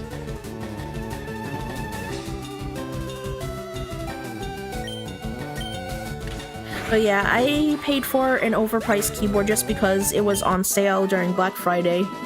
And I couldn't help it because I was like, maybe I need this. I just wanted a keyboard that had like backlit keys so I can see in the dark.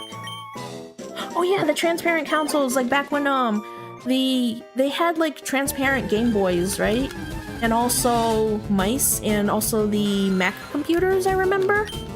Because my childhood friend had one of those. And also at the computer lab at school. We need to bring those back. And the Nintendo 64. I actually never had access to the Nintendo 64, sadly. I did not have that or the GameCube. Because my family, well, I mean, it's fair. They just wanted to save money and, like, they didn't want us getting too into video games. Did that work out? No. I'm addicted to the video games. In fact, I am streaming a video game. Yeah, my childhood friend had that. I didn't get to play on it too much though, but I remember he had Pokemon Stadium. Ooh, and I was able to somehow put my game cartridge into one of the things too. I don't remember how it worked. It was so long ago. I was able to use my Pokemon in the battles on that game, which was really cool. Oh yeah, and I remember they had Pokemon Snap back in the day, and I never got a chance to play it, but they do have the remake for the Switch, so I might have to check that out sometime. Oh wait, do I need to heal my Nidoran? You know what? I'm close to the entrance. I might as well just head to the Pokemon Center.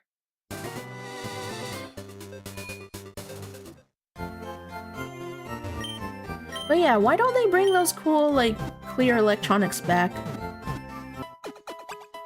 I don't know if there's something...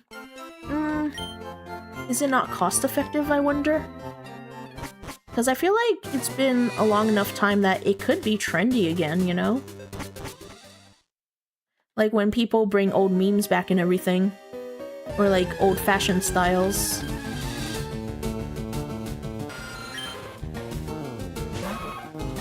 Oh gosh. Oh, I didn't even realize. I was yapping and battling this whole time, and now my Nidoran is level 13. Do we get access to Crobat in this generation? I do not remember, actually.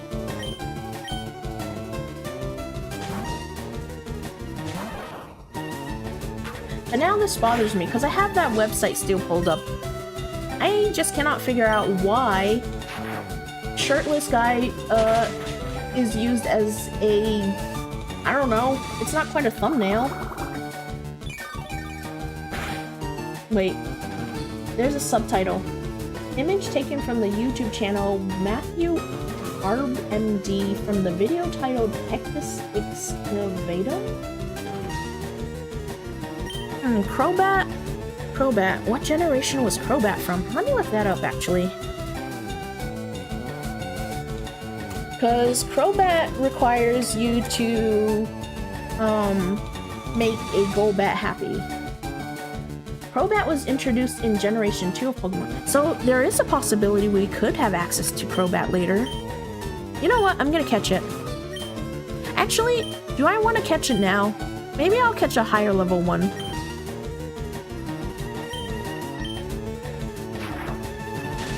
Because Zubats are super common. And we'll see Golbats later, too.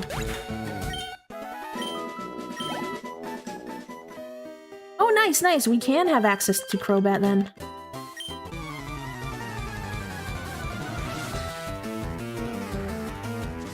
Yeah, Golbat always freaked me out as a kid.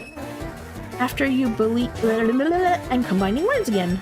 After you beat the Elite Four, you can evolve it? Wait, why does that require us to have to beat the Elite Four? Is it unlocked after... I thought it was just happiness, but I could be wrong. No! Clefairy using! That's such a pain to deal with! I don't think I have any Pokemon with insomnia. What does... I'm assuming my Butterfree only has compound eyes, right? Yeah, compound eyes. Because we used to have Shed Skin on Metapod. Oh, we do have Vital Spirit, so we could use Mankey. Especially since Clefairy's a normal type in this generation. It is so hard keeping track of all these different Pokemon mechanics throughout the generations, because they have changed so much over time. Because like Gen 3, they started... Oh, okay. Sure. We got an encore. Because Gen 3, they started introducing abilities, and then they started changing, like, the typings on certain Pokemon, I guess. Especially after the fairies came out. No! Double slap! Oh no, how many times are you gonna hit me?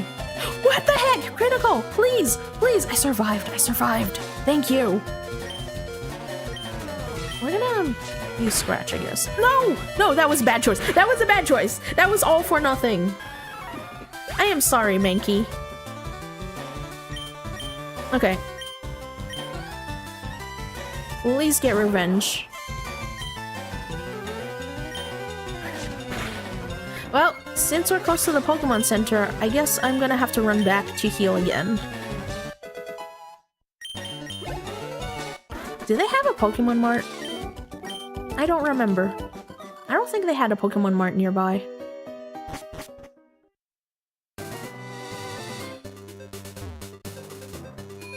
Oh yeah, and then in later games they ended up combining the Pokemon Center and the Pokemarts, which makes it much easier. Just to have everything in one place.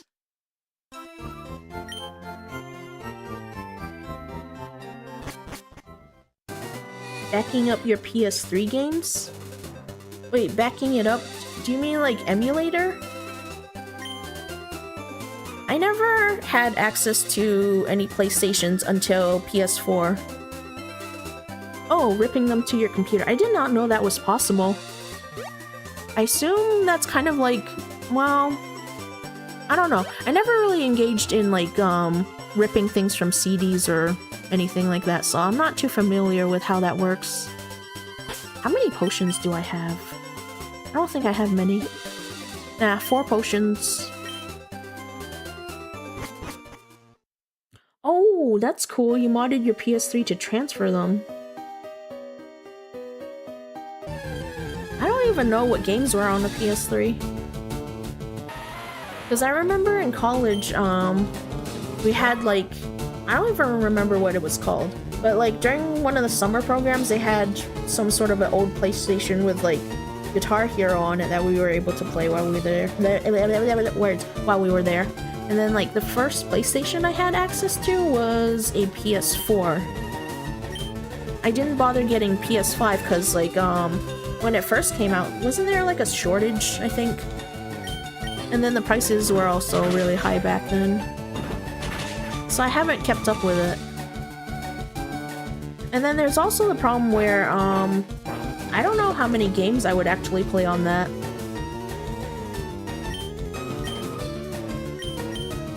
Because I would feel kind of bad buying a video game console to rarely use it.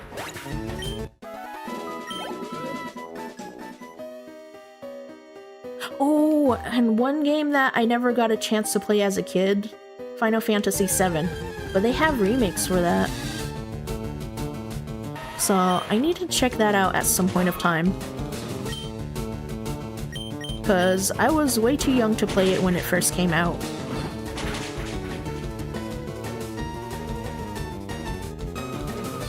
Do I want to keep a Geodude? Geodude's not going to be useful until later on, because the next gym is going to be Misty. So we could use it for Vermilion City. Maybe. You know what? I'll catch it. Actually, do I want to save Pokeballs? You know what? I'm going to save Pokeballs, because Geodude is pretty common. I would rather save Pokeballs for Clefairy, I think.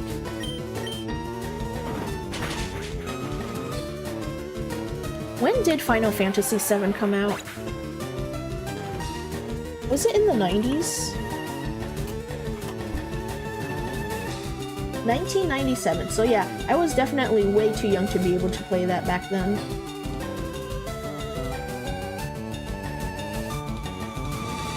So, I don't know if it was released in the US like a little later or something, but it says the release date was January 31st, 1997. And I think back then, the graphics were innovative for its time. But it's kind of funny looking at it now, like, it's so low polygon, everyone's all blocky and everything. Oh, scientist! You know what? This is scientist on scientist violence. Oh wait, he's not a scientist, he's a nerd! How do you pronounce his name? Jovan? Jovan? Okay, Magnemite. Electric type. Did they have steel types back then? Yes, they did, because they introduced steel types during Gold, Silver, Crystal. Electric steel. So, in that case, I could use double kick. I'm just over-leveling my Nidoran. Yeah, I was right. Nice.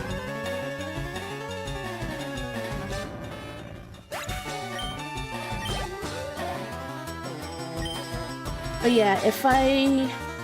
there are so many games that I want to play.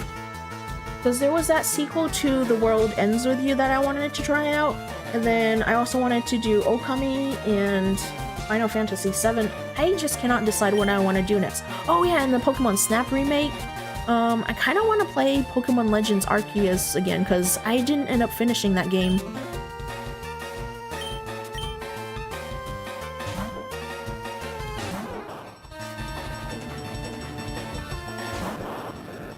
Okay, please do not use self-destruct. I don't think it has access to self-destruct, but I could be wrong.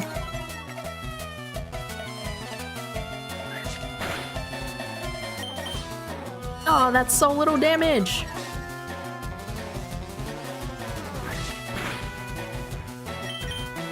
Okay, please— No! No, okay, I thought that was self-destruct at first. It's just charge. Never mind. I was panicking for no reason.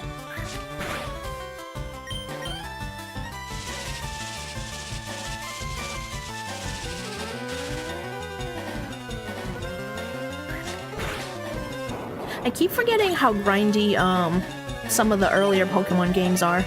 Because I thought I would be through Mount Moon by now, but that's not the case. We're still on the first floor.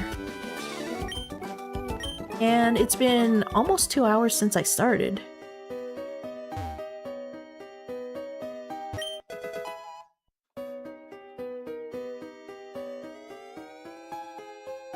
Is there anything in this crater? Well, I meant items, not Pokemon, but sure, that's fair. You know what? I need to start leveling up my other Pokemon. Because I am over-leveling my Nidoran.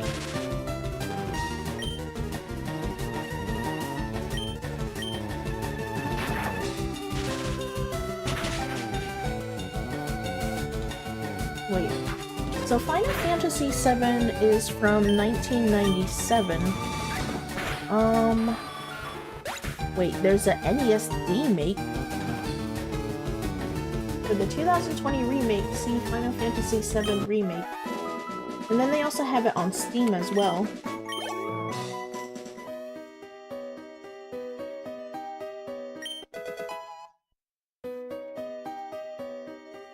I think that's the most popular of all of the Final Fantasy games, but I could be wrong.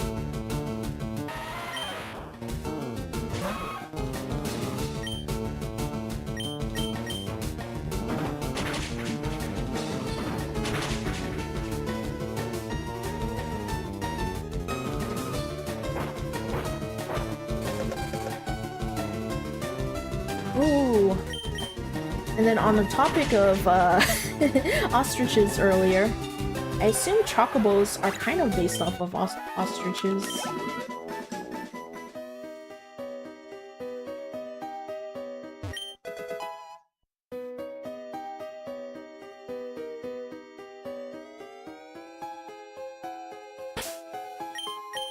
Alright, who do I want to level up first? I have no idea what Pokemon he has. I'm gonna throw Mankey in the front. Oh, he's not gonna battle us. Hi, I'm excavating for fossils here under Mount Moon. Sometimes Brock of Pewter Gym lends me a hand. Okay. Oh, you might want to check out the nerd at the very end.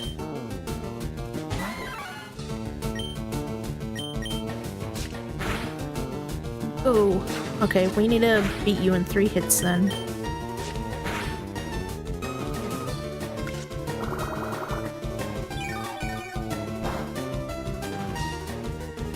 But yeah, I don't think I've ever finished a Final Fantasy game, because I did end up getting 12 for the DS.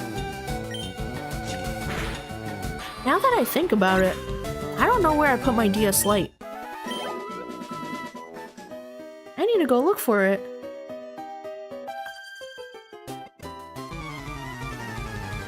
Oh, and I think I still have my old like Emerald and Leaf Green cartridges.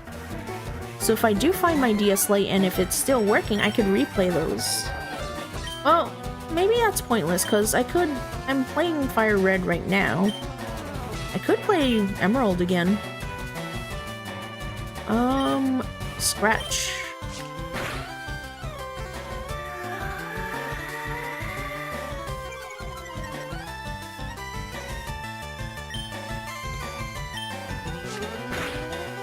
I feel like Sweet Scent is kind of a pointless move to have. Unless you want to trigger the random wild encounter battles early on.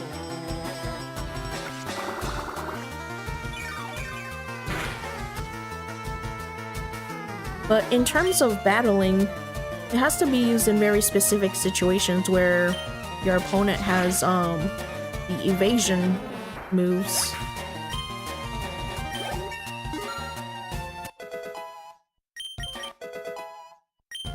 I kind of wonder, how commonly do people use those moves?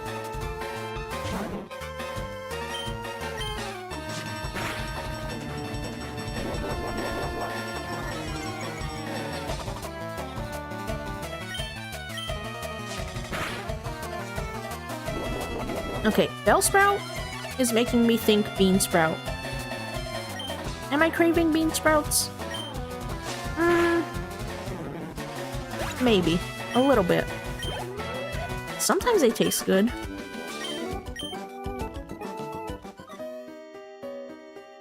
I probably should pay more attention to how my family cooks them. Because I don't really cook a whole lot for myself, to be honest.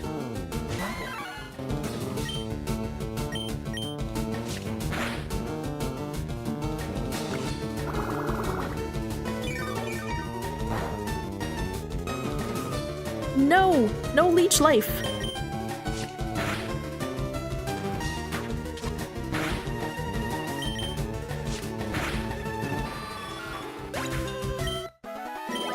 When I was grinding off stream, I was kind of worried that I would be over leveling my Pokemon, but that's not the case. Dang it. I do wish we had more money for potions. Oh, what do we have access to over here? What is this item?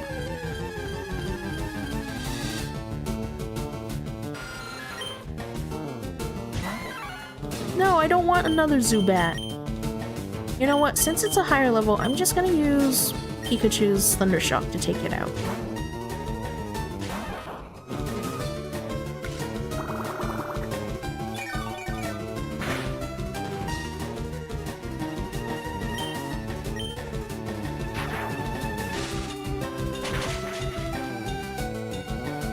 Dang it!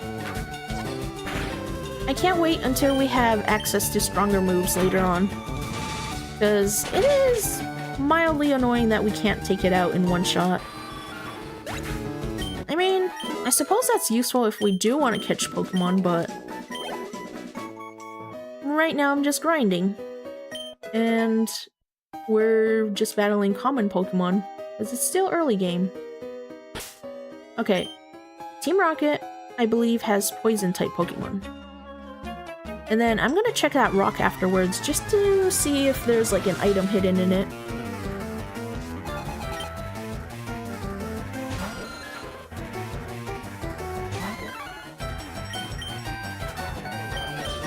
Alright, Pikachu, you're gonna take this one too.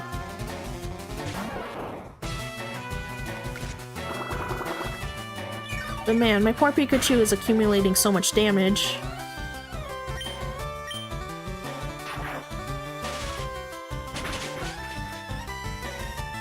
Okay, one more hit. Let's go! We got static off. No, but we got confused. You know what? Fair. I'm always confused. I'm perpetually confused. Please, Pikachu. Yes, good boy. Knock out that Zubat. Do people eat bats? I just realized. I do not know if people eat bats. Why is this a stream full of... we're just talking about food. Man, I've been influenced by Rize too much because Rize has done, like, a Pokemon eating tier list. Oh no.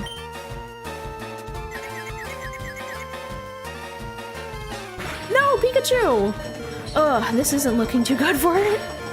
No! We survived with 1 HP. Okay, okay. In that case, Mothra, you're up. Please wreak havoc on this Ekans.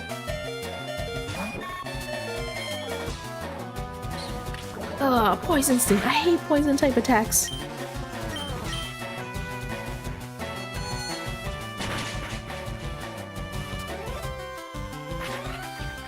Why are you leering at me? That's so rude. I just realized its eyes are kind of, sideways. It's not even focused on us. It's a silly looking Ekans. I guess that does make sense for snake eyes.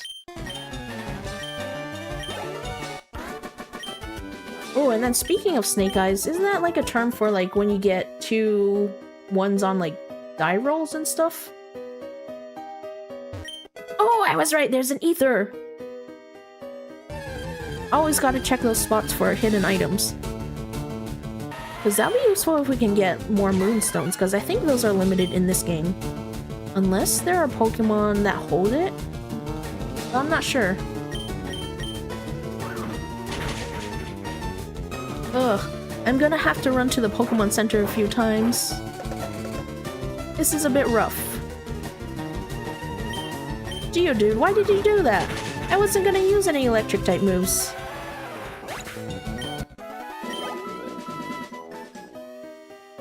Okay, that's all we had over here, Thief and Ether. I don't think there are any hidden items in this spot. Do we want to take him on? Well, most of our team is pretty healthy. So you know what, let's grind it out a little bit more. And then, I guess during the ad break I could run back to the Pokemon Center. So we just gotta survive for 3 more minutes.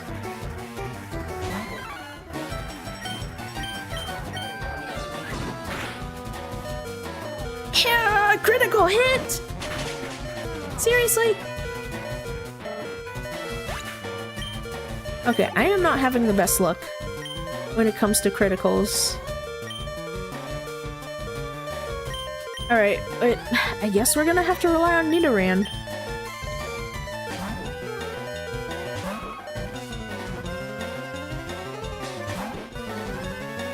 Alright, double kick. No! No quick attack! Ha! Gotcha!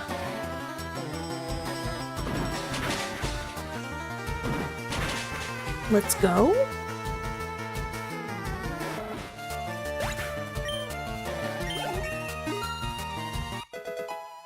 Oh wait, Nidoran evolves at level 16, right? I think that's what it does.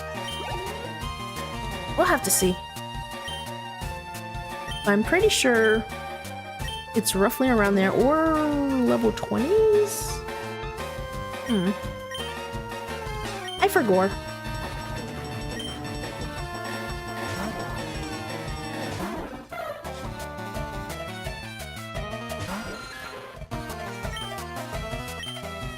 You know what? This is making me wonder how many of the youngster trainers have, Rattatas on their team. I feel like a lot of them do. Or at least Raticates in the later levels.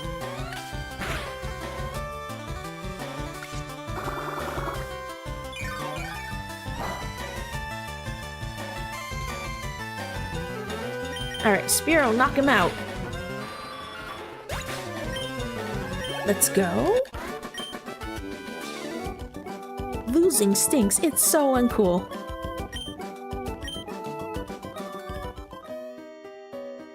Okay, how many Pokemon are still...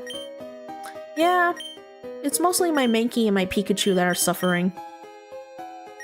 I'm gonna switch you to the start. And probably make my way back to the entrance! Ugh! But yeah, I think I'm just gonna grind through the ad break just cause we're still stuck in Mount Moon.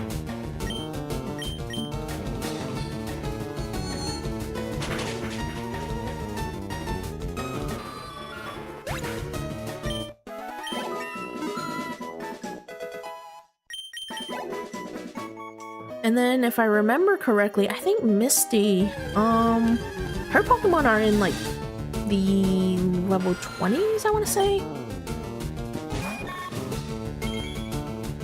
So we're still lagging behind by a little bit. But we will have access to more areas later on to grind. Oh wait. Oh! Shoot! Okay, maybe I need to catch another Jigglypuff, because I was thinking Bagel would be a really cute name for it. I just remembered. Oh! Okay, Paris. Let's go. But we still haven't caught our Clefairy. Oh wait! I could name Clefairy Bagel, because that would be a super cute name for it. That's what I'm gonna do then. And then the next grass type we're gonna get is gonna have to be Coleslaw, because that's what Perry requested.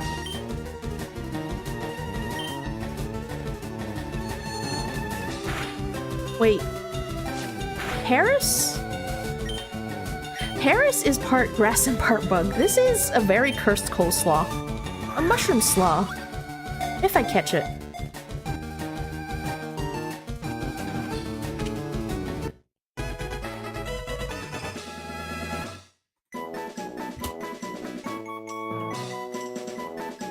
Okay. Paris, the mushroom Pokemon. Growing out of the bug's back are mushrooms called Tochukaso. What are Tochukaso? Is that a real mushroom? They look like they would be poisonous. But I am not familiar with mushroom species, so we're gonna look that up. Tochukaso. Perry, your Pokemon nickname is so cursed. Because this is part grass type, so technically we have to name it Coleslaw, right? I don't know how safe this Coleslaw is to eat.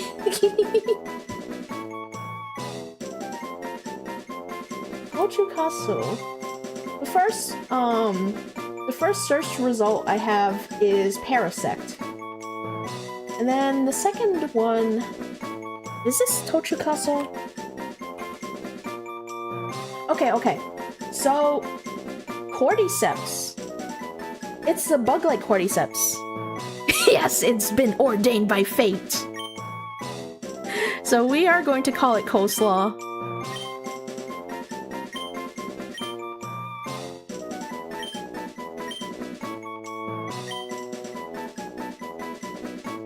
There we go. There's your Coleslaw. I don't know if that's food safe, but that's okay.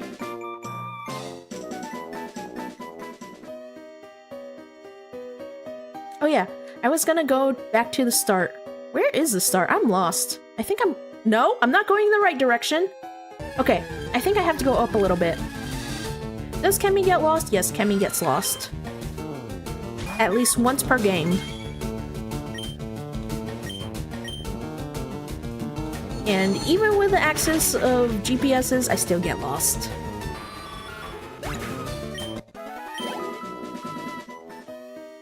But the second search result...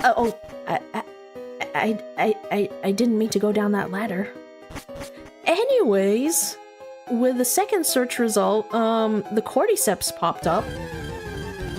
So the one that popped up is a caterpillar-shaped fungus. Oh, actually...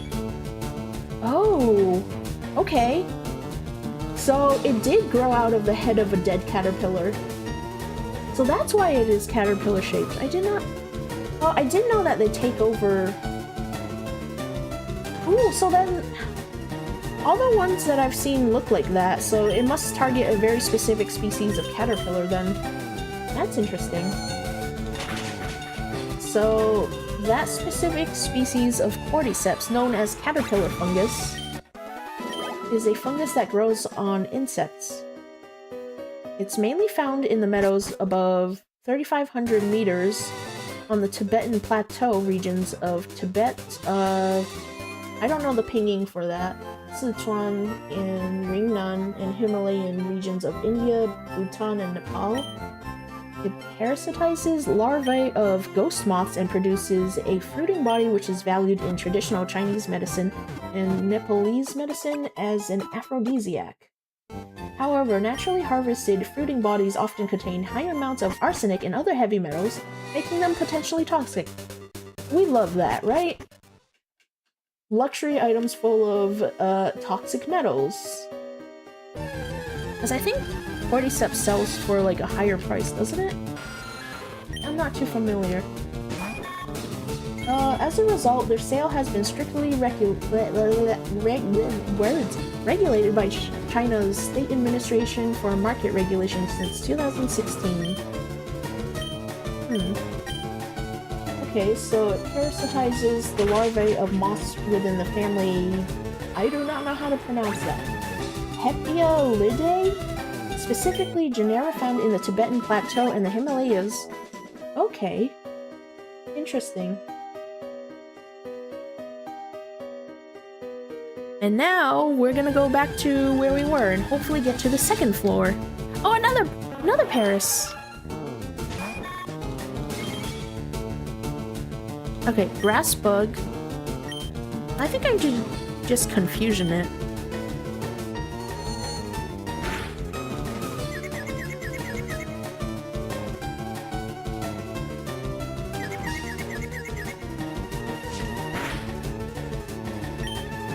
Yes, please get confused some more. Oh no! That had the opposite effect. But you know what? At least we evaded that stun spore.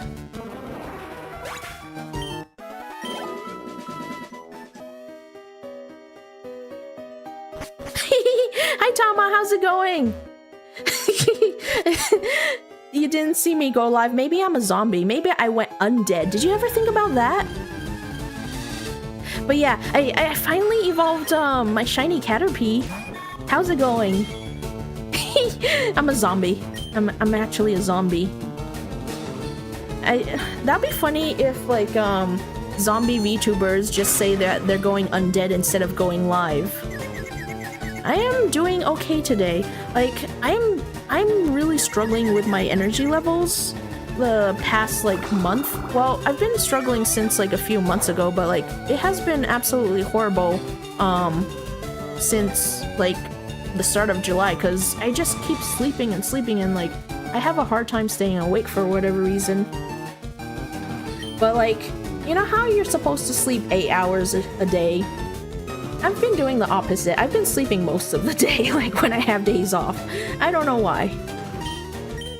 But you know what? I'm awake enough to stream today, so that's always a plus. But yeah, shiny Butterfree sprite looks much nicer in this game than the other games. We went on so many tangents earlier during the stream because I was fighting. Oh my gosh, I'm gonna tell this story like 10 million times. But I was fighting a Spearow.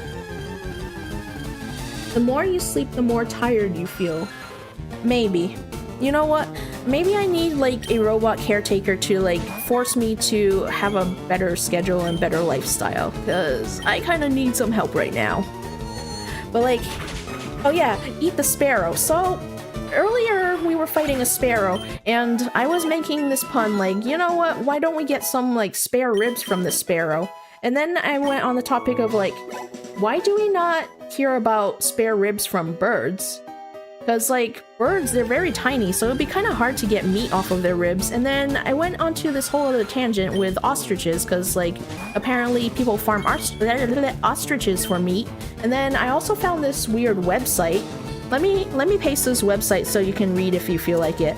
But it goes on like 5 million tangents, and I still cannot find the answer to my question, because it's very distracting. They have a very interesting writing style, to be honest, because I was reading the intro while I was grinding. So if people are watching the VOD, they would be very confused, like, what the heck is this stream? I thought it was a Pokemon stream, not a whatever this is stream. And then when I opened up that website, I went on even more tangents because the first image that pops up is not a picture of bird ribs or like even a bird in general. It's just some dude, some shirtless dude. I have no idea why we have a shirtless dude. I have no idea why that relates to bird ribs. But I'm assuming like they went like, okay, we don't have a picture of bird ribs. Let's just take this picture of like some random guy, and he has his, I don't know, ribs underneath his skin, right? We'll just use that as our thumbnail. And then somehow we went on the topic of cannibalism. I do not know how everything always circles around to cannibalism, Tama. Why is it? Why is that the case? I'm concerned. Should I be concerned? Maybe. But it's so cursed.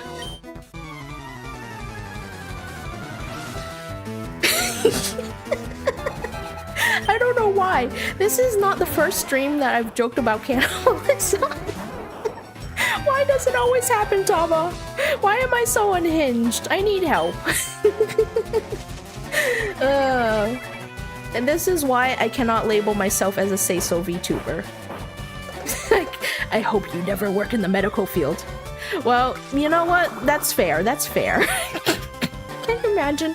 Because, so I used to sneeze a lot. That's why I ended up resorting to wearing masks at work, because we have a lot of dust at work, and like, you know, even with regular cleaning, for some reason, we just cannot get rid of it. Why did this stage just suddenly disappear? Cannibalism. The answer is always cannibalism. But yeah, so I used to sneeze a lot. I have to wear a mask at work. What was I talking about again? Oh yeah, so anyways, like, I would always joke that if I ever became a surgeon, it would be dangerous, because I would accidentally sneeze into my patients and probably drop, like, scalpels and stuff into their bodies if I ever did that. So it definitely is a good thing that I'm not in the medical field, because that would be very dangerous. Sneeze into the hands, but no, I have to keep the hands hygienic if I want to be a surgeon. You know how many times they wash their hands, and I have to like wash it all the way to their elbows to keep it clean and stuff. That's unhygienic. I'd rather sneeze into the patient, because that's obviously a safer and better option. And this is why Kemi is not a say-so VTuber. But yeah, like, when I first started VTubing, like, I was very... I'm worse than you! Am I really? Am I? But, like, when I first started VTubing, like, I was kind of worried, because, you know, I have anxiety around people. I still have, like... I still get very nervous when interacting with people, so I was kind of worried about, like, what kind of, audience I would attract at first. So, like, before I officially started streaming, I was almost considering labeling myself as a say-so VTuber. I know. The opposite happened. So it's a good thing I did not do that.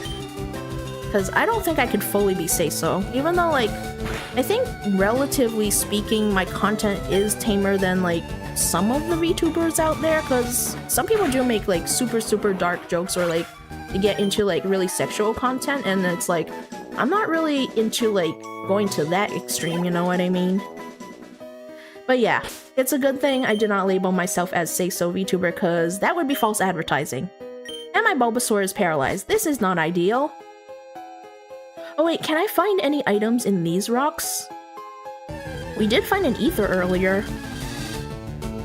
Oh my gosh, I am finding Parises left and right. Oh yeah, by the way, I ended up eat the Paris. Yeah, we're just gonna eat it and hope that the mushrooms on its back don't take over us, because, you know, they're parasitic mushroom. They're cordyceps. Tochikaso, I think, which we just looked up. Oh yeah, so, I'm not displaying the mushroom on OBS, because earlier when I tried to add an image as a source, it actually crashed my stream, and I had to restart OBS. I do not know how it crashed. But maybe I have too many sources, which is a bit crazy. Because I don't do, like, my overlay stuff in stream elements, other than my chat, so I'm guessing maybe that's why it's possibly putting a strain on my OBS. I have no idea how it works. I'm not very tech savvy when it comes to, like, streaming technology, so... Yep, it's a mystery. But I think we fully recovered our stream. It's working. That's why I'm talking to you. But my bitrate apparently is still screwed up, so I don't know. I'm not sure what's going on. I think I'm still live, right? Or I'm still undead. Your stream quality looks fine to me. Okay, that's good to know. Because I know Twitch has, like, a max bitrate of, like, 6,000, I want to say. But even though I think I limited it that in the OBS settings through the stream and then like, no, output, streaming, bitrate. I have it set to less than 6,000, but my bitrate on OBS still displays as double that for some reason. Through undisclosed cap. I have no idea. I'll have to do some research later, but maybe it's doing that for like YouTube or something, because I am trying to dual stream. Ooh, do I want sleep powder? That would make it easier to catch Pokemon, so I can... Yeah, I'll keep it for now, and then I'll just replace it later as I get better moves.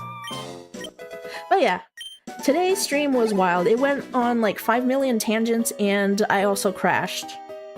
Oh my gosh, and last time when I was doing my drawing stream, YouTube decided to take my stream down in the middle of it, because I guess I violated the third-party content rules.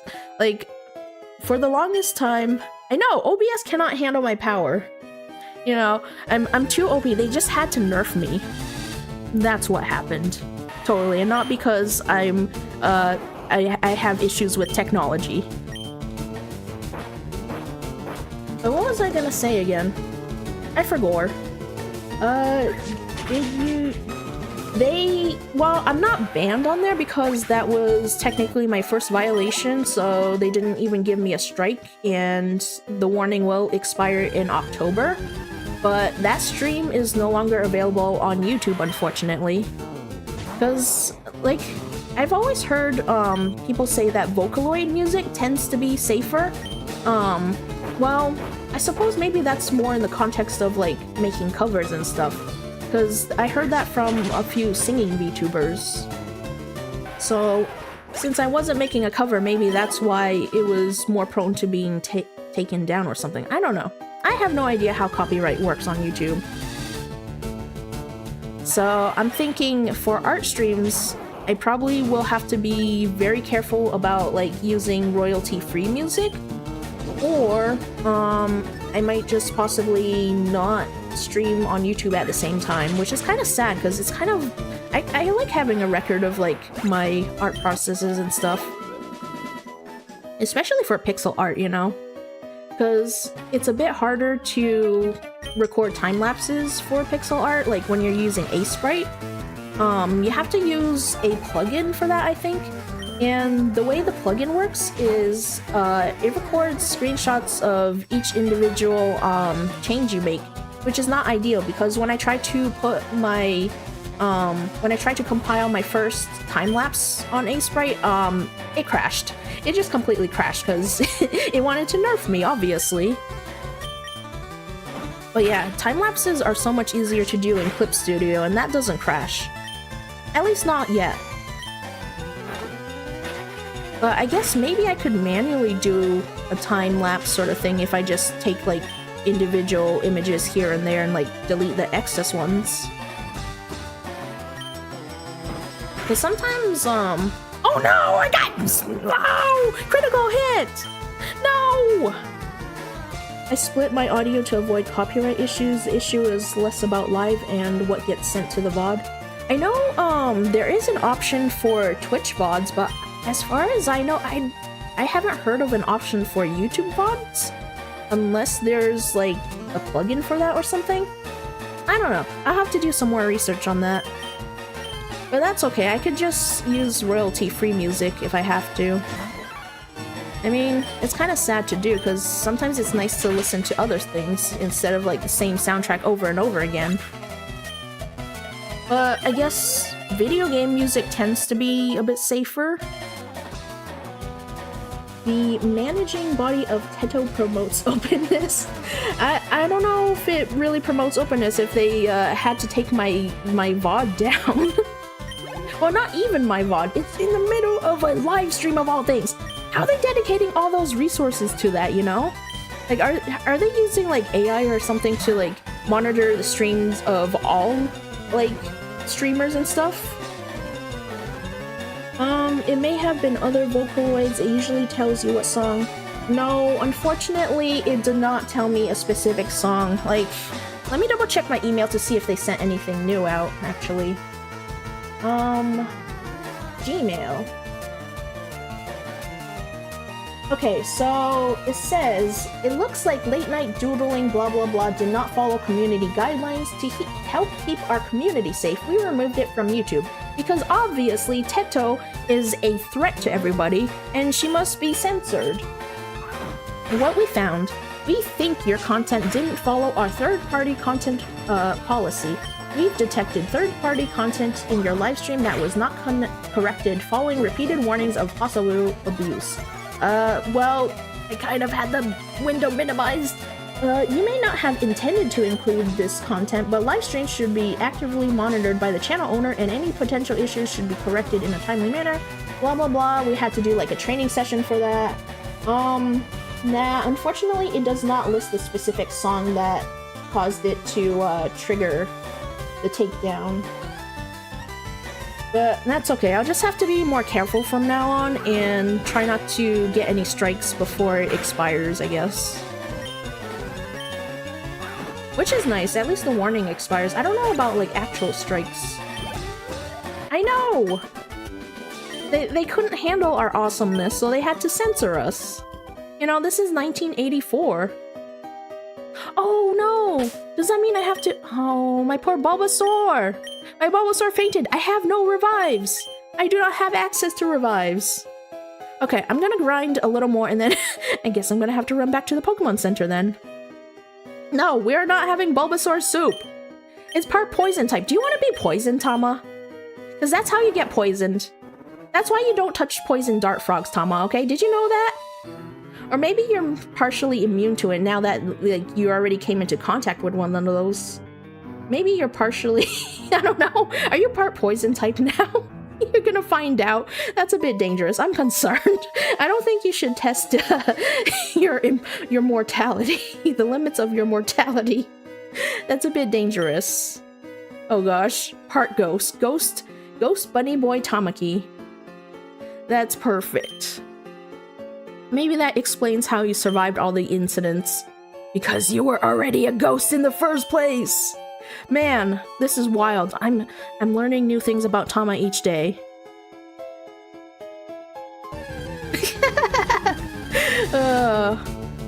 I don't know how you survived all those incidents. That's just wild. You have so many interesting stories. But like, you saw a poison dart frog and your brain wasn't like, oh, this is danger, this is colorful. I should probably not touch this crazy little critter. Although, to be fair, it is very pretty. I honestly could have avoided more than half my issues if I paid more attention. You were only 5 years old. Okay, that's fair, that's fair. 5-year-old children are— they don't have very good survival instincts yet, so I suppose you get a pass for now. But that's wild. Because like, a lot of toxic critters, they have very vivid colors just to like warn other animals that, you know, you probably shouldn't take a bite out of me. Well, although to be fair, you just touched it, right? You didn't lick it. Also, a lot of issues caused my doctor at the time attributing my problems to anxiety and depression, which it wasn't. No, it's because you keep getting into those deadly situations. Holy cow. But, you know what? I wonder what is the effectiveness of, like, the poison when it comes to eating a poison dart frog versus touching a poison dart frog. I do know that, it's possible— oh no, I'm using the wrong Pokemon. It is possible to own one, like, as a pet, because apparently, the toxins in poison dart frogs are caused by the diet they have in the wild. The danger is ingestion? I think so, but I'm not super sure about that. Let me look that up, actually. Can you touch a poison dart frog? Captive bred poison dart frogs are not poisonous and are safe to touch. Well, we're talking about wild ones. Okay, dangers of touching a poison dart frog explained. Are we gonna have like a 5 million page article? We are. You know what? This search engine optimization thing is driving me nuts because all the websites do this. They have a super long intro and they very rarely get to the point. Just for the sake of like throwing more words into their webpage so it can get picked up by like Google more easily and stuff. Oh wait, are we towards the end of this tunnel? Am I gonna be able to heal soon? Because I think we have like a patch of grass and like possibly some more trainers. I could survive this, right? Well, you know what? I'm gonna go back and heal. But in the meantime, dangers of touching a poison dart frog explained. We're gonna go off on yet another tangent. Okay. So it says, poison dart frogs are fascinating creatures known for their vibrant colors, but did you know that their skin contains a potent toxin? While not all species are highly toxic, it's important to understand the risks associated with touching these amphibians. When you touch a poison dart frog, the venom on their skin can have various effects on a human body. Symptoms may include swelling, redness, irritation at the contact site. In some cases, individuals may experience nausea, dizziness, or muscle paralysis. However, it's crucial to note that the severity of symptoms can vary depending on the species and the amount of venom transferred. Interacting with poison dart frogs should be done with caution, as their toxicity serves as a defense mechanism against predators. While accidental contact may not be life-threatening for most species, it's best to avoid handling them altogether to prevent potential harm. And then there are like 5 million pages of text to read through! I am not reading through all that. I already read through the whole entire table of contents for that random-ass chicken deboning stuff. Well, maybe I'm a bit of a fraud of a scientist, okay? Did you ever think about that? Because there are so many, fields that you can go into when you go into the sciences, and I only have a Bachelor of Science degree. I don't have, like, specialized knowledge. It's more generic stuff, so while I can function, like, in certain laboratory roles, I probably would not be able to do, like, the more complicated research roles and stuff. But that's okay. I don't really need specialized knowledge in my current workplace, I guess. Because I have like a weird sort of mixed role. It's like part management, part like bench work, and like part quality control. So I get to do all sorts of different things for my job that doesn't require like super specialized knowledge. Oh, I managed to poison Geodude. Okay, that's not bad. But what else does this website say? Well, that's good to know that not all of them are, like, completely deadly if you touch them with your hands, I guess. But that's still definitely not recommended. Okay, so it says that, however, when poison dart frogs are raised in captivity and fed a diet devoid of toxic prey, they do not develop the same level of toxicity as their wild counterparts. Let's see, phylobates, which include the most toxic species. Okay, that's just, specific to certain kinds of frogs. Misconception of poison dart frogs as dangerous pets. How long do they live? Some of them are really pretty, though. Okay, threats to poison dart frogs and their habitats, effect of habitat loss. I don't want to know that. I want to know more about touching wild poison dart frogs. Pesticides, illegal pet trade. I guess that would depend on which species are endangered or not. Do I want to beat this up? The safest spider you can own is totally the Brazilian wandering spider. I'm gonna look that up. I'm not sure I trust your words, Tama. Brazilian wandering spider. Oh, okay. It's one of the most venomous spiders in the world, primarily found in South America. They are known for their aggressive behavior and do not build webs, instead wandering the forest floor at night in search of prey. Does that prey include people? I would be very concerned. Now, is this from personal experience? Because we know that you get into a lot of dangerous situations. Oh gosh.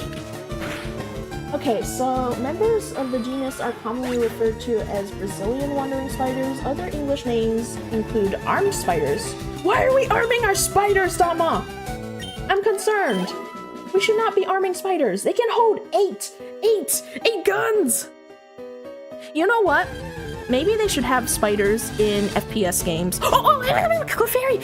We finally have a Clefairy. I can nickname it something cute. Because Gummy requested Bagel as a nickname. We're gonna name it Bagel, if I catch it.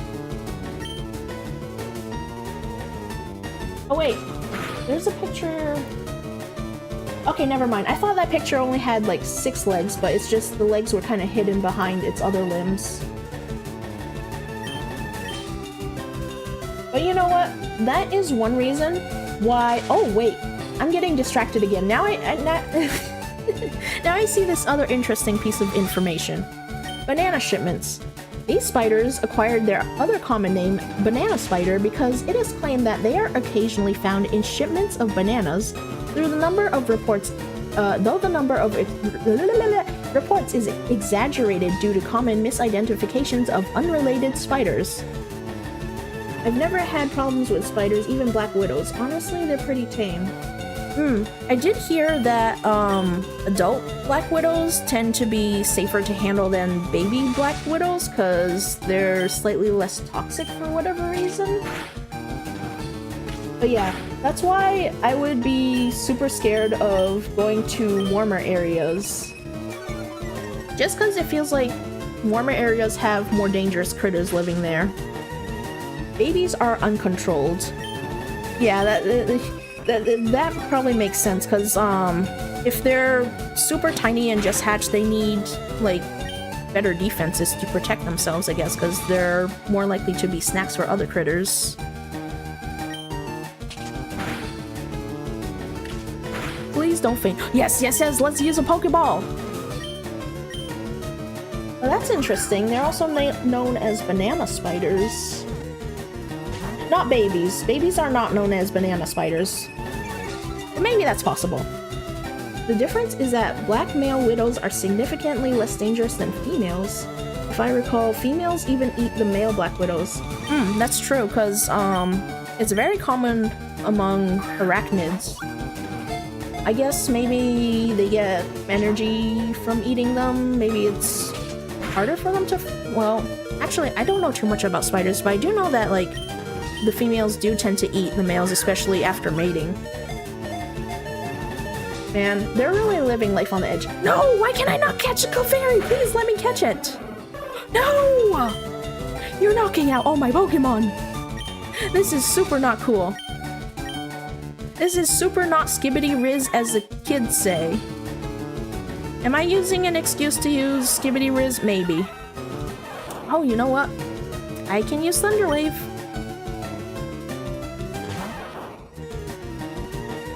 But yeah, I don't live in a warm region. I live in a much colder area. But like, one thing that always shocked me was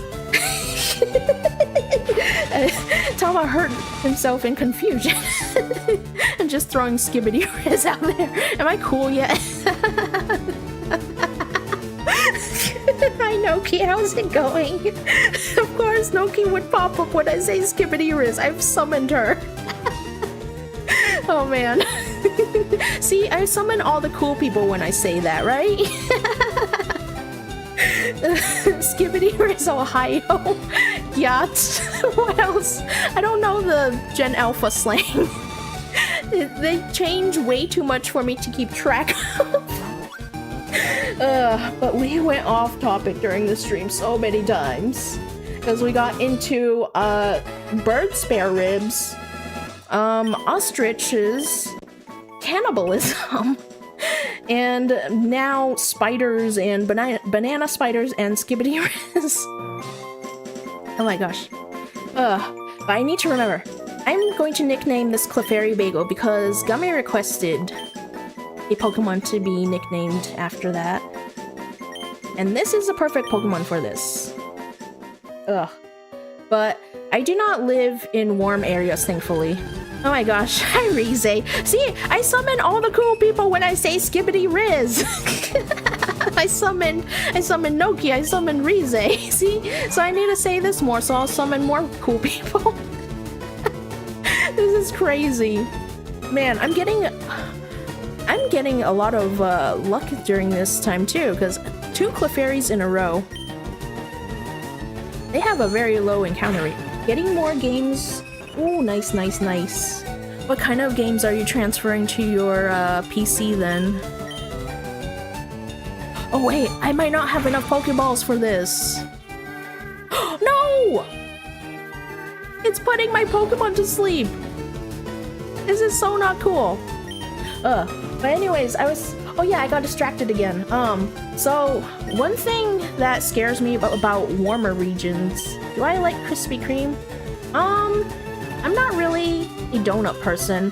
I mean, I'll eat it on occasion, especially if it's offered for free, but I don't really go out to purchase it myself too often. Ooh, this Friday, July 17th only, snag a dozen for 89 cents when you purchase any dozen. Nice. Totally not sponsored. Unless does Krispy Kreme want to sponsor this stream? Because I will totally say that I love Krispy Kreme donuts if they do. Oh, what was I gonna do again? I forgot. I'm getting distracted left and right. A VTuber is just a donut. That's true. Oh, no Surge R. I have no idea what these games are. Tonelico Nell of Arceal. I apologize if I am mispronouncing these and like butchering the names horribly. Tears to Tiara 2, Time and Eternity, Universe, Disgaea 3, and D2. I have heard of Disgaea, but I have not heard of these other games. Tales of Xillia 2, Ratchet and Clank. I have heard of Ratchet and Clank, so I'm not completely clueless. But what was I gonna say again? Oh yeah, so I am so glad that I don't— Why are you putting my Pokemon to sleep? Please stop doing that. Can you kindly stop doing that? So anyways, jumping one topic to another. I'm so glad I don't live in a warm region, because it seems like all the dangerous critters live there, because like the thing that I find wild is like in the hotter states, people say you have to shake your shoes out every time before you put them on, otherwise you might get stung by a scorpion, which is super not Skibbity Riz. You know? What's everything dangerous lives in the Amazon rainforest or upside down country? That's true, that's true. Oh gosh. How do people survive in Australia? Oh, I definitely do need to go to the Pokemon centers! No! My poor Pokemon! Okay, we're gonna catch this Clefairy just because it's a rare Pokemon. And when we get 2 Clefairies in a row, we have to catch that second one too. My friend Percy lives in Texas, and yeah, that's a fact. A friend of mine from Australia told me kangaroos are considered pests, and they're known to destroy homes and gardens. I can believe that. They are herbivores. What exactly do kangaroos eat? I don't think they have a specialized diet like koalas, right? Koalas, by the way, often have chlamydia for whatever reason. Kangaroo diet. This is becoming a look up random facts and get distracted stream. Okay, what do kangaroos eat? Okay, they're herbivores, which mean they eat only plant-based foods, unless their diet mainly contains grass and other types of vegetation.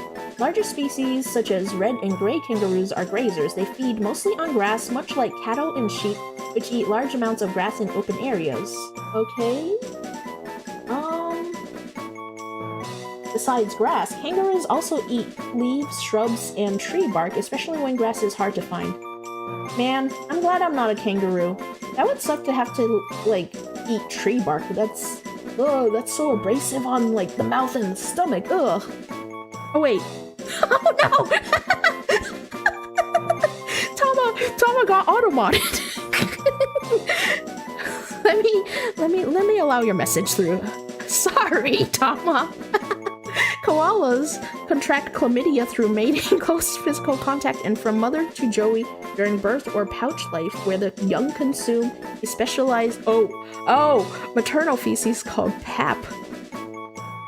Is that why they call it a pap smear? No, it's not. This is so cursed. See, this is why I should not label myself as a say-so VTuber, because streams always end up so cursed. The widespread nature of this disease is linked to a suppressed immune system caused by koala retrovirus and a naturally low genetic diversity. Dang. That sucks that it's something that affects the species as a whole. Kind of like cheetahs, because they also have low genetic diversity. And cheetahs, unfortunately, are endangered. Oh no, I keep forgetting! My Butterfree is asleep. And I got another critical! Yeah, cheetahs, they're super, super cute. They make very cute noises. Like, if they weren't endangered, I feel like it would be really nice to have one as a pet. Did kings of the old days used to have cheetahs as pets? I feel like they probably did. Honestly, from all the possible species you could be, you were born a human. The chances are astronomically low, no? Well, that's true, because there are so many species of, like, insects out there and, like, bacteria and stuff. Can you imagine if you tried to, or not tried to, if you happen to get isekai'd, what are the chances of you being reborn as a human again? That would really suck, to be reborn as a bug or something. I need water. I have not drank water in a while.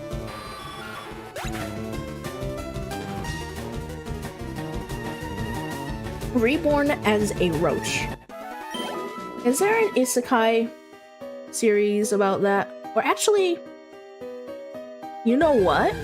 Now that I think about it, I think there is a dating sim where you can date, like, a handsome roach. Now I want to look that up too. Roach dating sim. How the fuck do I know this?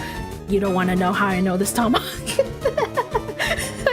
I think my algorithm just shows me, like, really messed up stuff sometimes, because, like, I just get curious and I click on it and I'm like, what's this? And then the algorithm is like, you know what? Let's show you more of this fucked up stuff. Japanese pesticide maker launches bizarre cockroach man dating sim where all characters are played by Aaron's voice actor Yuki Kaji. Alright, let me... This is crazy. So yes, not only is there a dating sim for dating pigeons, there are also dating sims for... what else? The handsome horse... the horse with a handsome human face, and apparently now roaches. How does this work? Okay, but this is like from a pesticide company of all things. Which, fair. You know, I guess, you know, that's probably the most interesting way they can market their product. You saw the horse-human one before on Google Play Store and reacted to it. Did you actually play it on stream? Because that would be really fun to do on stream. Although, mobile games, the problem with them is, like, sometimes, they have a lot of paywalls and ads and stuff. I was tempted to play that, too. Because it's like, what the heck is going on? Ugh. Okay, so from this image, the art style looks pretty nice. Is there more artwork for this? What is it called? Okay, Gokigen Lovely Days. A free browser-based otome visual novel about cockroaches. You know what? I'm gonna have to add that to the list of games I might potentially play. Even though that list is like 5 million games long. Gokigen Lovely Days. Cockroach Dating Simulator.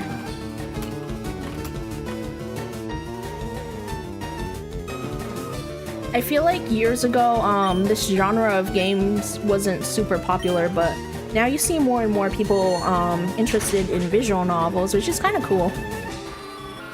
They're definitely very nice for low energy streams, I think. because you don't have to worry about, wait, you should play I Love You, Colonel Sanders, a finger. Oh my gosh, I know. I've watched someone do a playthrough of that. That is pure marketing genius. Because who wouldn't want to date Colonel Sanders? Like, they made him look so good in the artwork. Like, what the heck?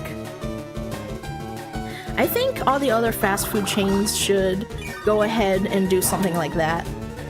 Like, if they did that, I would totally buy their product.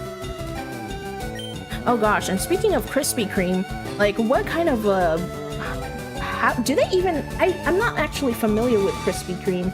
I need to look that up too. I have like 5 million browser tabs open just because I keep looking new things up and I'm not closing the tabs because I want to like reference them later. Krispy Kreme mascot? Do they have a mascot? Or like someone to represent? Oh! They do have a mascot. It's a little donut guy with legs and arms. Okay. You know what? I bet a dating sim with that mascot would sell billions. It would get their name known all over the world. Oh gosh.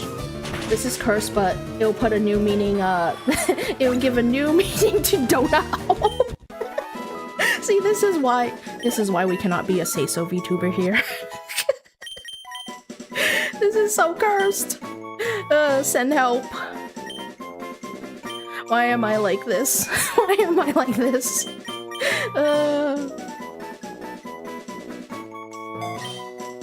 I would put it up on stream, but unfortunately, unfortunately, that apparently crashed my stream earlier. Smash or pass Pokemon? How would I even react to that? Because, like, honestly, I am on the asexual spectrum, so my answer would just be pass the whole way through. Unless it's, like, commenting from the perspective of, like, other people, which would be super cursed, too. Gosh.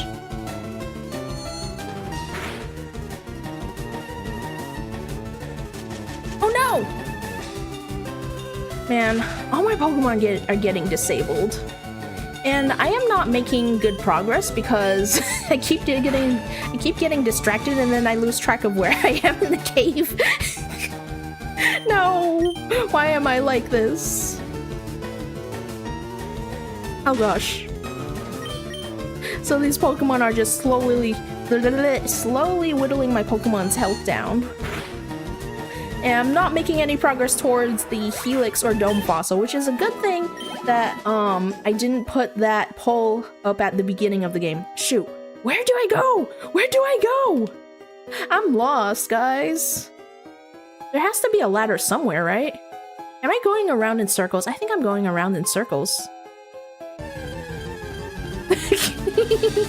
Go, Flask, just go. I'm just gonna run in a random direction and just hope I don't smash into a wall or something. Gosh. But we have gone on way too many tangents. Okay, so where do we go on? Spare ribs, birds, ostriches, cannibalism, cordyceps, cordyceps parasite, or whatever it was. Yeah, the fungus. And then Colonel Sanders, cockroach, dating sims, donut holes, koala chlamydia. What else is gonna happen in the stream? I thought this was supposed to be a boring grinding stream, but you know what? we could use a bit more excitement in our lives, I think. This is absolutely wild. Okay, I did not... Alright. I am finding the correct direction. Yes, cockroaches, cannibalism, and chlamydia.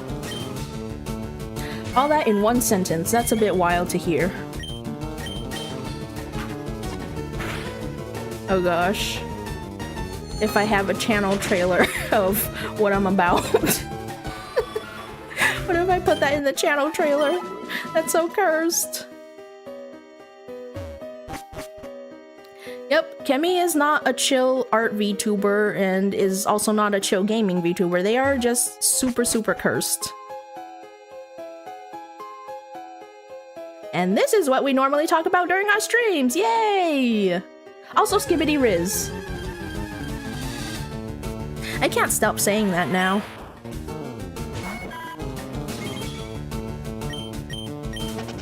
Riz the Skibidi. You know what? We need a Skibidi dating sim. Then we can Riz the Skibidis. I think it's funny that... Oh my gosh, is there? We need to look this up. Skibidi dating sim game. Skibidi toilet! Oh my gosh, I can see that. I can totally see that. Oh no, wait. Okay, the first result, sim collection by Skibidi Freakima, itch.io. A comedy dating sim about a serial killer, a popular guy, and a psychologist. Are any of those Skibidi toilets? Ooh, there are a lot of games on this website. I've never heard of them. Interesting. Yes, there is! There is! Okay, let me post a link.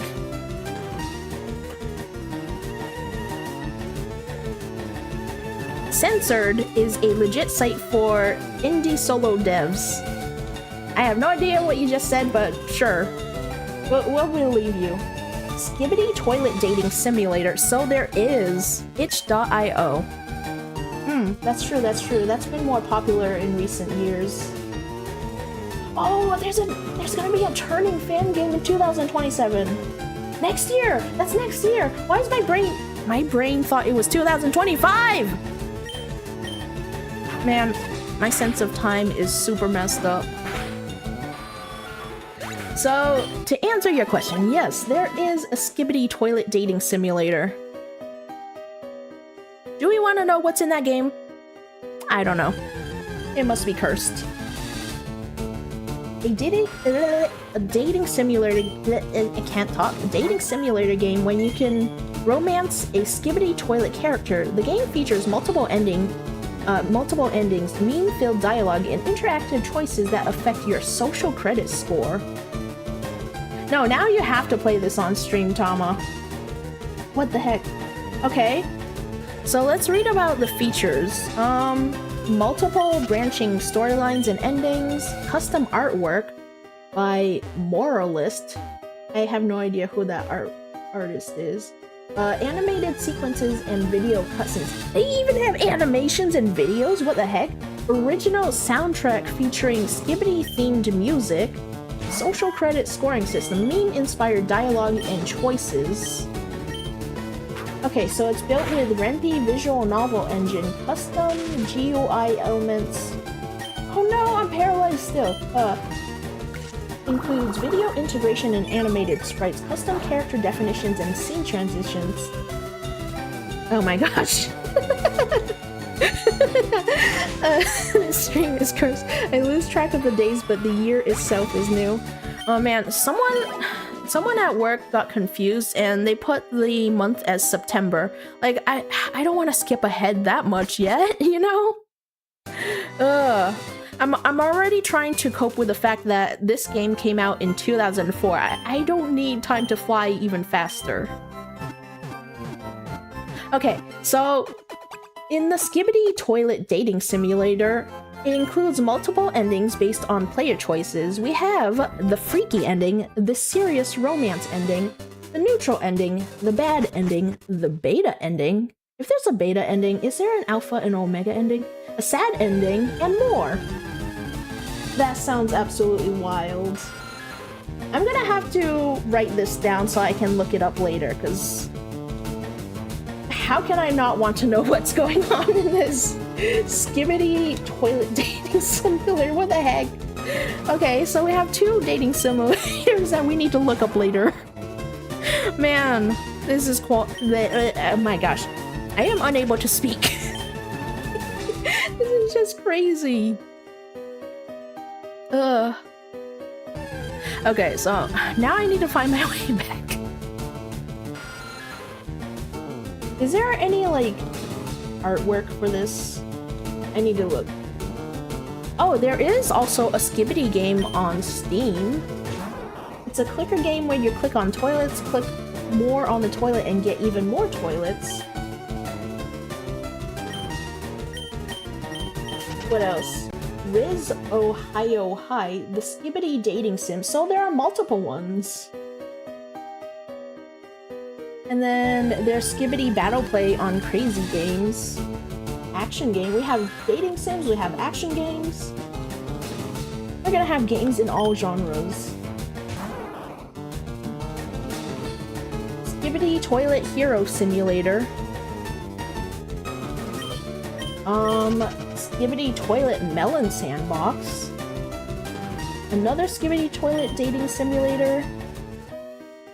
Okay, there are a lot more games than expected then. I need to see if there are any images. Oh wait. There's a YouTube video. Unfortunately, I am not gonna play that on stream because I don't want to get bonked by YouTube again. Wait, there's another YouTube thumbnail that has like this werewolf, the Among Us guy, and I don't even recognize the other ones. The Chad guy, and then some memes that I don't know. Well, to be fair, there are a lot of memes that I don't know, because I don't know. I'm not super big into meme culture, so I haven't really kept up with, like, everything that's new. I would not be surprised if Skibidi Riz is a very outdated slang that I'm using. But how would you even riz up a Skibidi toilet in the first place? When did Skibidi Riz come out then? Skibidi Riz origin. Are we gonna have to start learning Generation Beta slang? I'm the only person who uses it. You know what? I'm summoning cool people with the use of it. So maybe it's not so outdated and so uncool.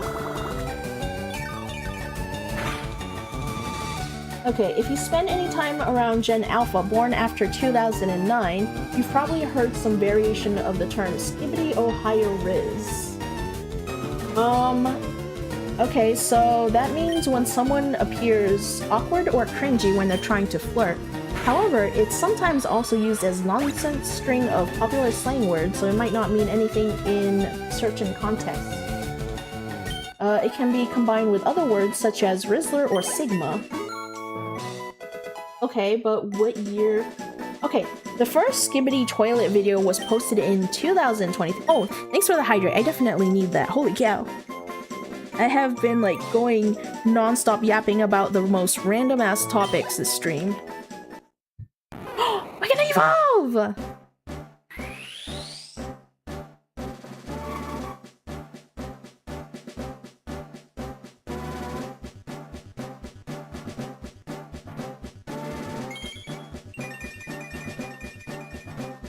Yeah, we have an Ivysaur now! From rare to medium, perfect temp to eat the Ivysaur. Well, you know what? Considering how there's that outbreak of, that weird parasite, maybe it would be safer to cook Ivysaur. Because I hadn't been paying too much attention to the news until, like, just a couple days ago. Unfortunately, I already bought the, some salads from the store, so now I'm kind of contemplating whether or not I should boil the lettuce. The diarrhea virus. Oh, so it's being attributed to fruits. Because I've heard that, like, it's also, like, lettuces and stuff that have that issue. But that's kind of crazy how it's in most states now. So I am getting a little bit worried. Because if it's spread to most of the states, then that probably means that, I don't know, they probably all got it from the same supplier, or same few suppliers. Oh wait, ad break. We're gonna have to go on ad break. Oh shoot! Because I need to refill my water soon. It can be veggies, fruits, Taco Bell, primary source of the parasite. Oh my gosh, that's crazy. Okay, BRB right back. I'm gonna go on a quick ad break just to refill some stuff.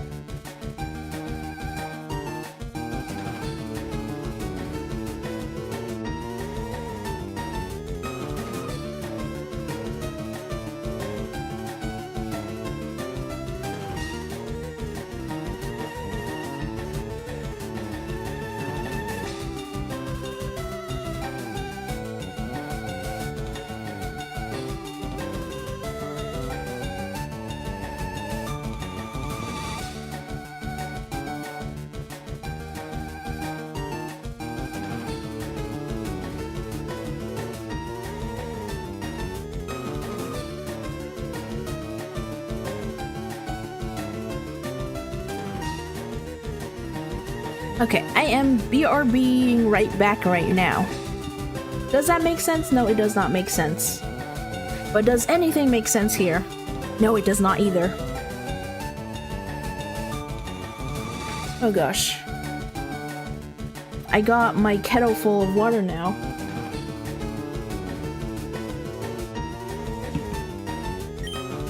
You have right back the BRB right back. Yep, that's true.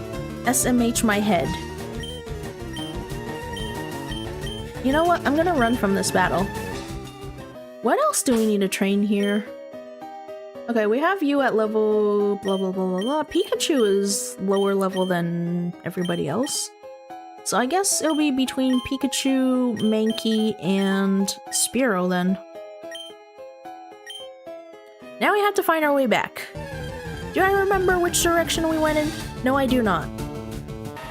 Oh yeah, so anyways, back to the topic of Skibidi Ohio Riz. On the WikiHow page, they have a poll with 856 votes. And it asked, have you ever heard someone say Skibidi Ohio Riz? Yes, I have. No, I haven't. What the Sigma? Now I'm kind of curious. Which one has the most votes? Okay, 46% of people said, yes, I have. 14% say, no, I haven't. And 41% say, what the Sigma? I haven't heard people use what the Sigma too much, but then again, I don't hang out with a crowd that has, like, people who would say such things.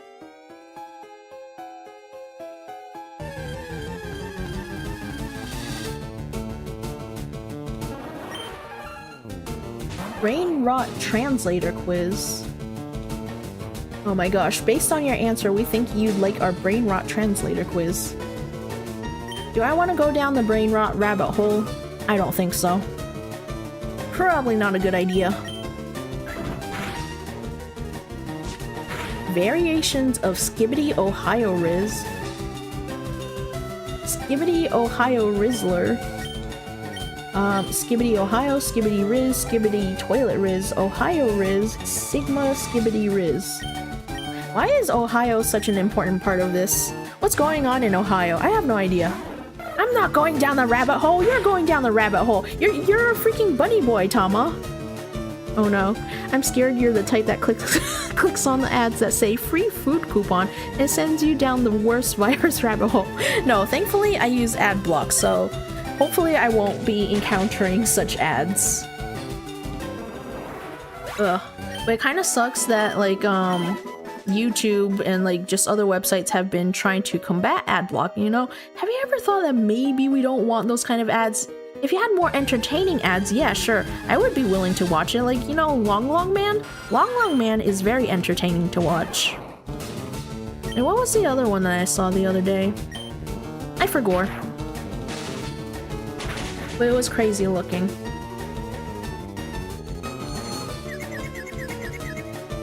Oh no! Confusion! I don't like this. My take is that old TV commercials back in the early 2000s are infinitely better than now. That's probably true. And also, during, like, stuff like Super Bowl, I guess? Because if you're gonna shell out millions of dollars to put ads on TV, you gotta make them very memorable. Like, I don't watch sports, but I would be willing to watch Super Bowl ads of all things. Although I haven't in recent years. Oh, I probably should save just in case. Because I don't want to undo all that grinding. The 1997 one. Ricola? I don't remember what that one is. They replayed that ad on loop for 10 years. Let me see if I can look that up. 1997 Ricola ad.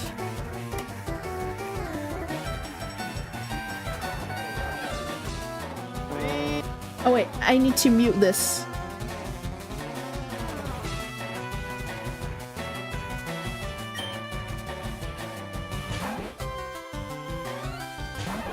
From Switzerland. I don't know if that's the one that you're thinking of. Because they're in like, they're on the mountain with some flowers and stuff. I definitely do remember their jingle because it's very memorable, but I don't know about the specific ad that you're talking about. Oh wait, there's a Japanese ad too! What's a Japanese ad like?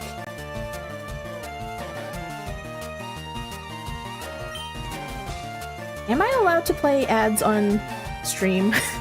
Because I don't wanna get like banned.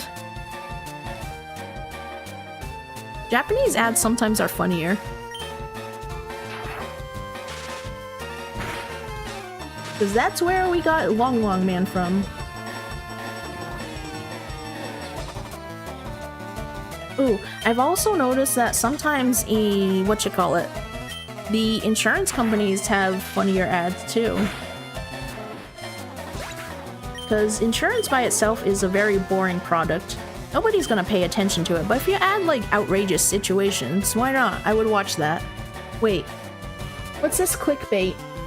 There is a clickbait video recommended to me. The Pokemon Company said what? It's in regards to winds and waves.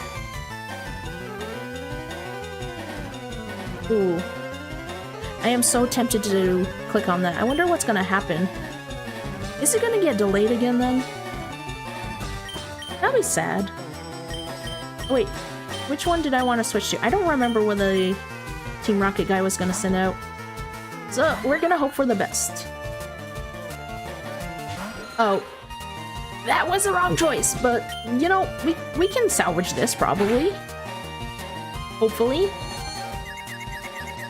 Mankey, stop looking at the birds! Stop getting confused!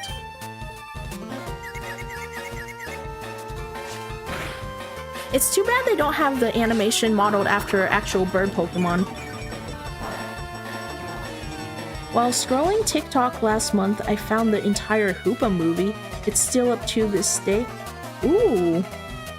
Wait, are TikTok videos allowed to be that long? Because I very, very rarely check my TikTok. It's like just once every few days.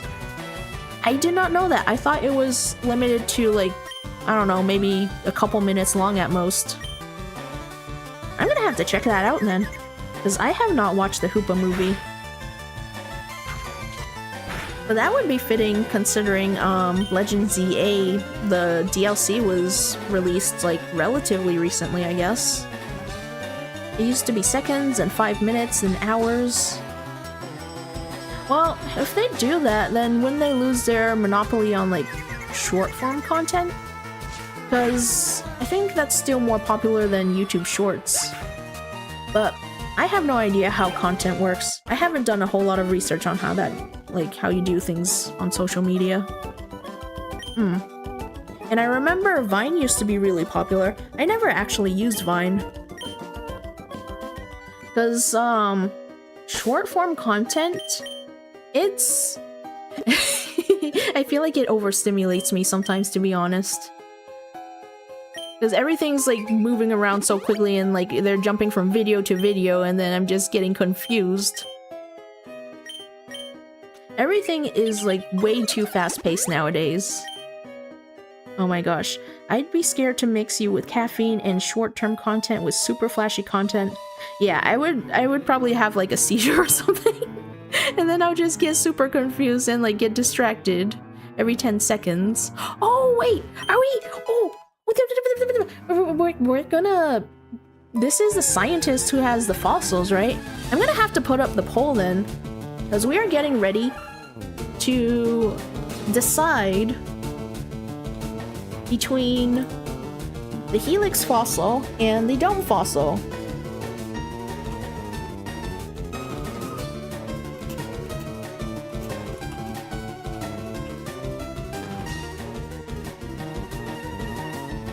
Praise, Helix, Dome, Fossil. And then duration, I'm gonna put 5 minutes.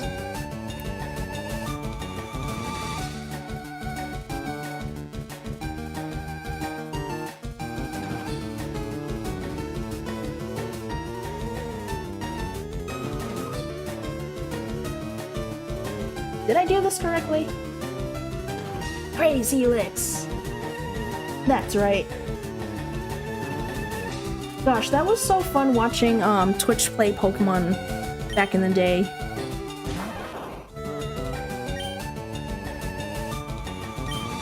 Oh wait, I don't want to battle you yet. Because I want to get to that, super nerd. Is that what he's called? Super nerd?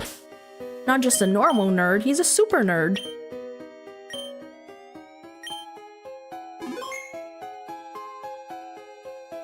Hey, stop! I found these fossils. They're both mine! Why are you just laying the fossils on the ground? If we mine the entire Mount Moon, will we find more fossils? Wait a second, how far is Mount Moon from the sea? Because, Ammonite and Kabuto are ocean-based critters, aren't they? I think they are.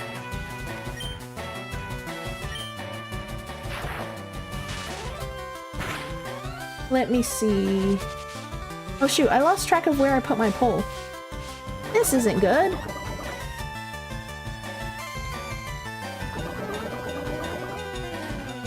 Did I do my poll correctly? Yes, I did do my poll correctly. I don't know. I must have done something wrong because it's not showing up on my stream manager. It's on a separate window for whatever reason. How did I do the poll last time? I don't remember. Oh wait. This is super delayed. Flaskrat added permitted term contract chlamydia. That's a concerning contract. I personally would not sign such a contract. You know, we want to catch them all, but not STDs.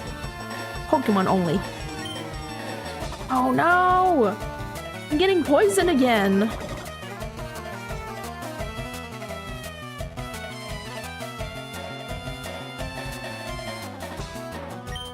Okay, can we beat this Grimer up? Pikachu's probably gonna faint. Because we have poison damage, we have quite a few steps to go before we can go to the Pokemon Center. Unless I use, antidote. I bet he tastes like grape. Well, why don't you lick it, Tama? Why don't you try it out and share with the rest of the class? This probably shouldn't be too different than, like, touching poison dart frogs, right? Licky licky. Oh no. You're now licky licky boy Tamaki. This is so cursed. Alright, Super Nerd Miguel is about to use coughing. You know what? We're gonna use our shiny Butterfree. And we're going to confuse your coughing.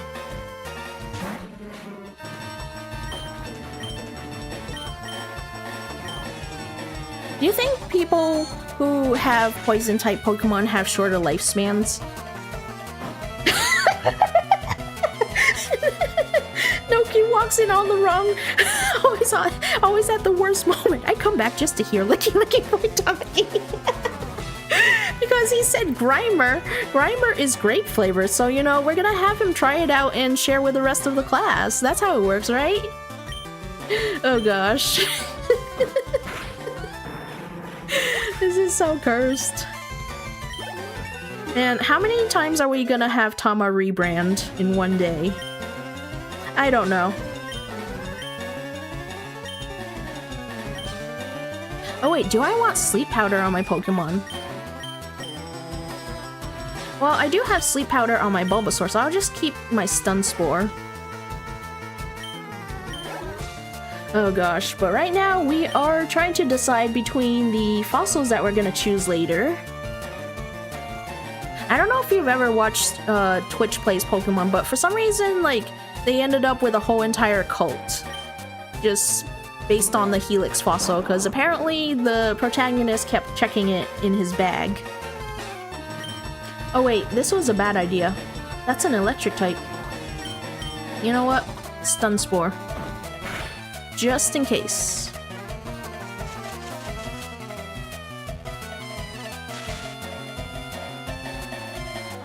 You know what? Voltorb looks like a fancy jawbreaker. Maybe we should eat that too.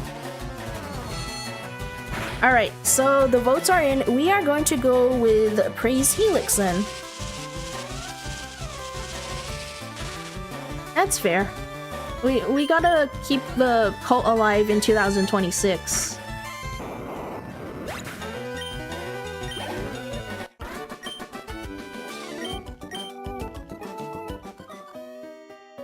Okay, we'll each take a fossil, no being greedy. But what if I want both of them? That's the reason why you laid it out on the floor, right? Oh, the poll ended just on time. Oh, Helix. Okay, so we don't get previews of the Pokemon that we're gonna grab. That's okay. I'm sure we'll be able to get the Pokédex entries later on. Alright, then this fossil is mine. Does he have any other dialogue? Far away on Cinnabar Island, there is a Pokemon lab. They do research on regenerating fossils. Okay, that's totally not dangerous at all. Waking up prehistoric Pokemon. Can you imagine if they did that with dinosaurs? I mean, that would be really cool, I think. But dangerous too. I would like to see a real-life dinosaur. Birds supposedly descended from dinosaurs. From a specific kind called theropods. My Pikachu is gonna get knocked out, that's okay. Goodbye, Pikachu. I'm sorry. Oh gosh. We're gonna... What do we want to use next? We're gonna use Spearow. Because Paris is quadruple weak to flying types.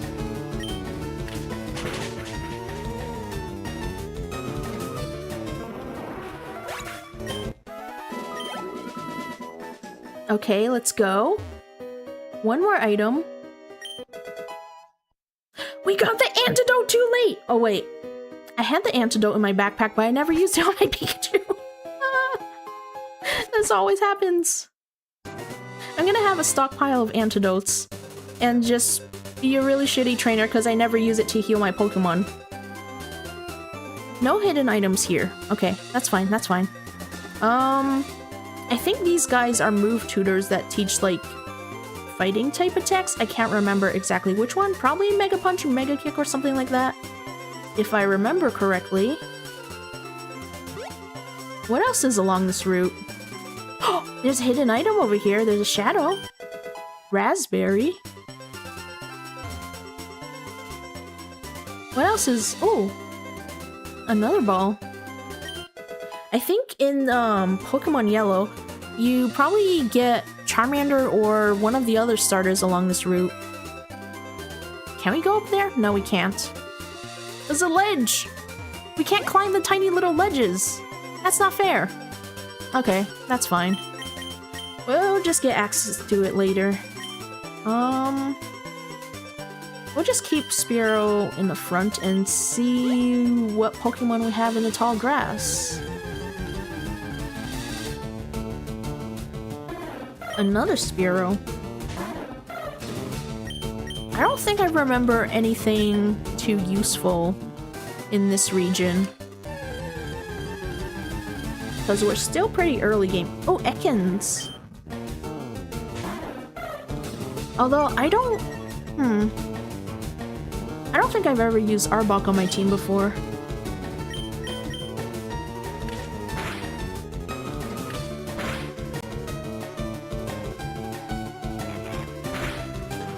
No! You know what? Since it's a common Pokemon, I'm just gonna knock it out for the EXP.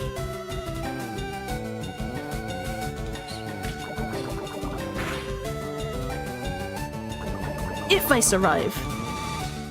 Otherwise, we might have to turn our Spearow into Poison Spear Ribs. Please! 3 times, let's go.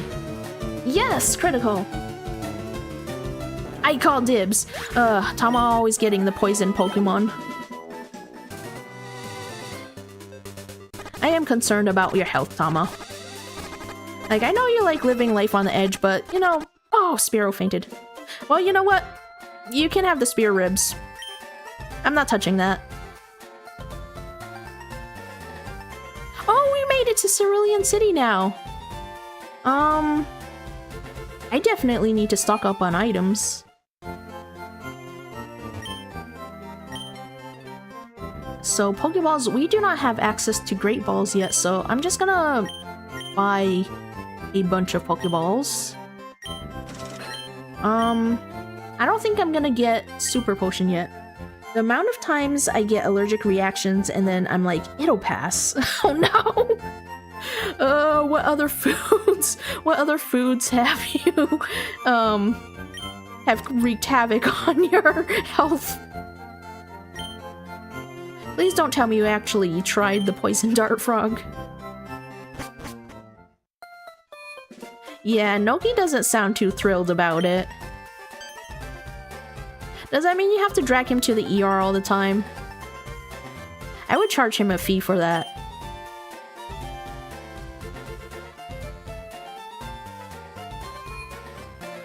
Okay, we can finally heal our Pokemon.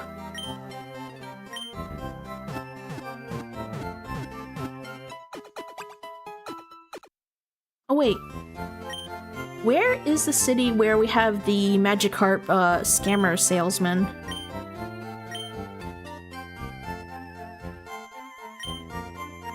Yes, I have heard about Bill, but that's because I played a lot of the older Pokemon games, so I know that already.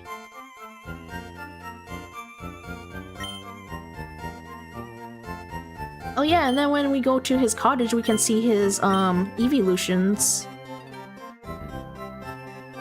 Oh, do I want to switch up my team right now? I think we have a pretty good balance. So no, we're not gonna switch up our team just yet. And then, I think... Yes, we do have access to Nugget Bridge. Oh no! Trainer battle! Rival battle! I'm doing great. I caught a bunch of strong and smart Pokemon. Here, let me see what you caught, Kimmy. You know what? It's a good thing we healed beforehand. Rival Green wants to battle. Oh, you evolved your Pidgeotto already. Oh, I'm underleveled! This is not good at all. Please survive. Critical. Okay. It took out half of my health already. No! No, no, no, no, no, no, no. Oh, I did not survive that. Dang it. This is super not cool. Well, do we have anyone with quick attack?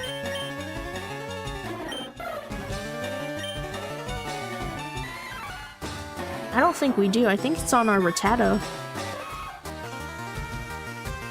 Who has the highest defense? His starter is a Charmander, so we need to save someone who's good against that. Which is nobody here. Dang it. Okay. I'm gonna throw Spearow out. Who needs defense when you can just glass cannon? But the problem is, I need to be fast enough to be a glass cannon. Otherwise, I'll just be shattered glass.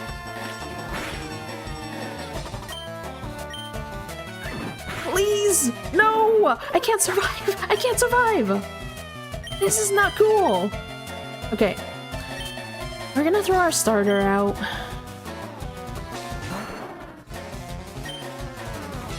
I did not know that I would still be underleveled. But hey, at least we outsped it.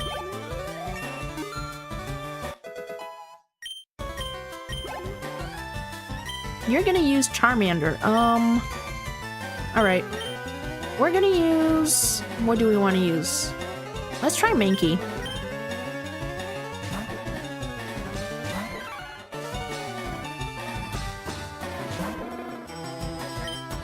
At least his starter has not evolved yet.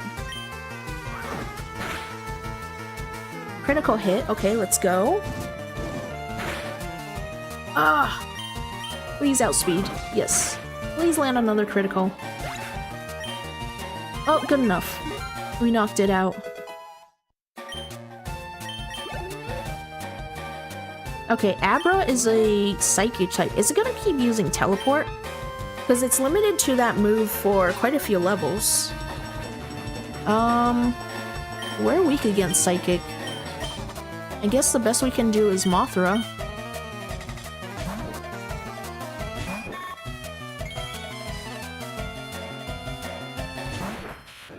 Level 16 and he has still not evolved his Abra into a Kadabra. What kind of decisions are you making? Those are horrible decisions. Yeah, I was right. He was gonna try to use teleport. You coward, you can't run from this battle.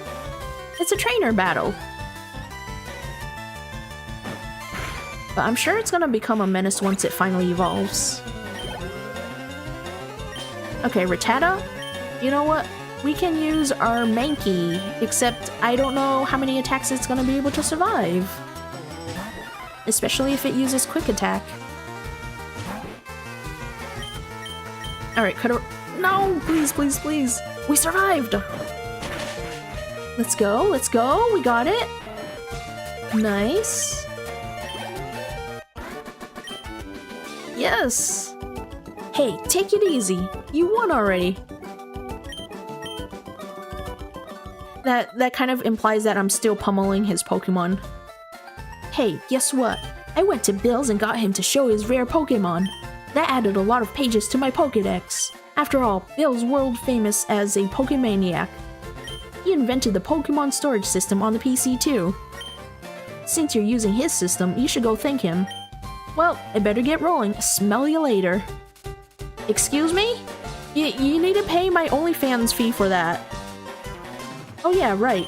I feel sorry for you. No, really, you're always spawning behind me. So here, I'll give you a little present as a favor. Fame checker. I actually don't remember what the fame checker does. A chatty gossip like you, that thing's perfect. Oh gosh, do you think he heard our conversations earlier about all the cursed topics we were talking about? I don't need it because I don't give a hoot about others. Alright, this time I really am gone. Smell ya? Man. You know what? At least we won that battle. We did not lose to him again like the first time. That's crazy that, like, if you lose the first battle, Professor Oak actually pays your losing fee.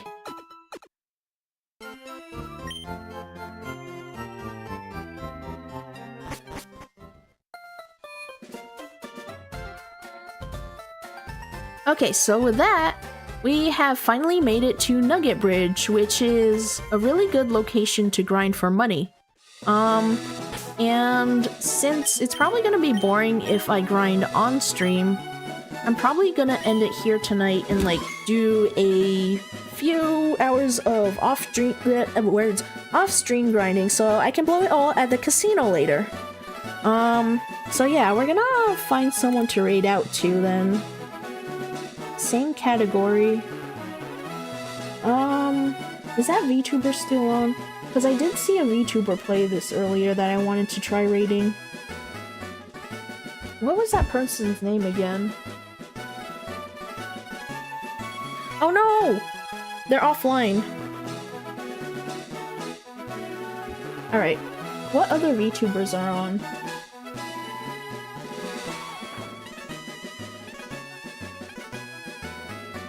I kind of want to try to at least be somewhat careful with raid targets, because I heard of horror stories where people raided someone and they ended up being not very great fits for their communities. And we want to make sure we try to raid people who are nice and accepting of everyone.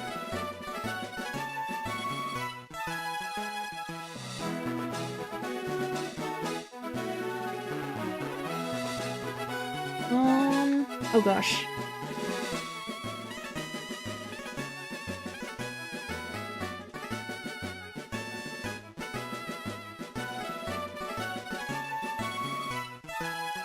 This one doesn't tell me much about the VTuber's personality. that one's definitely not Pokemon Fire Red Leaf Green.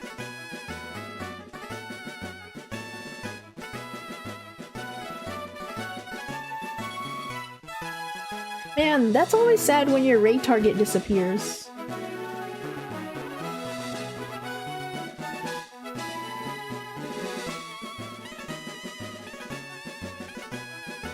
Okay, I don't know too much about this person. Let me see if I can get more information on them.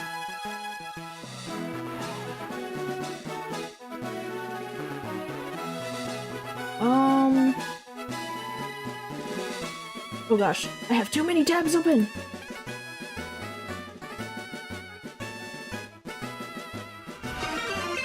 Oh my gosh! Hey Mix, how's it going? Thanks for raiding it!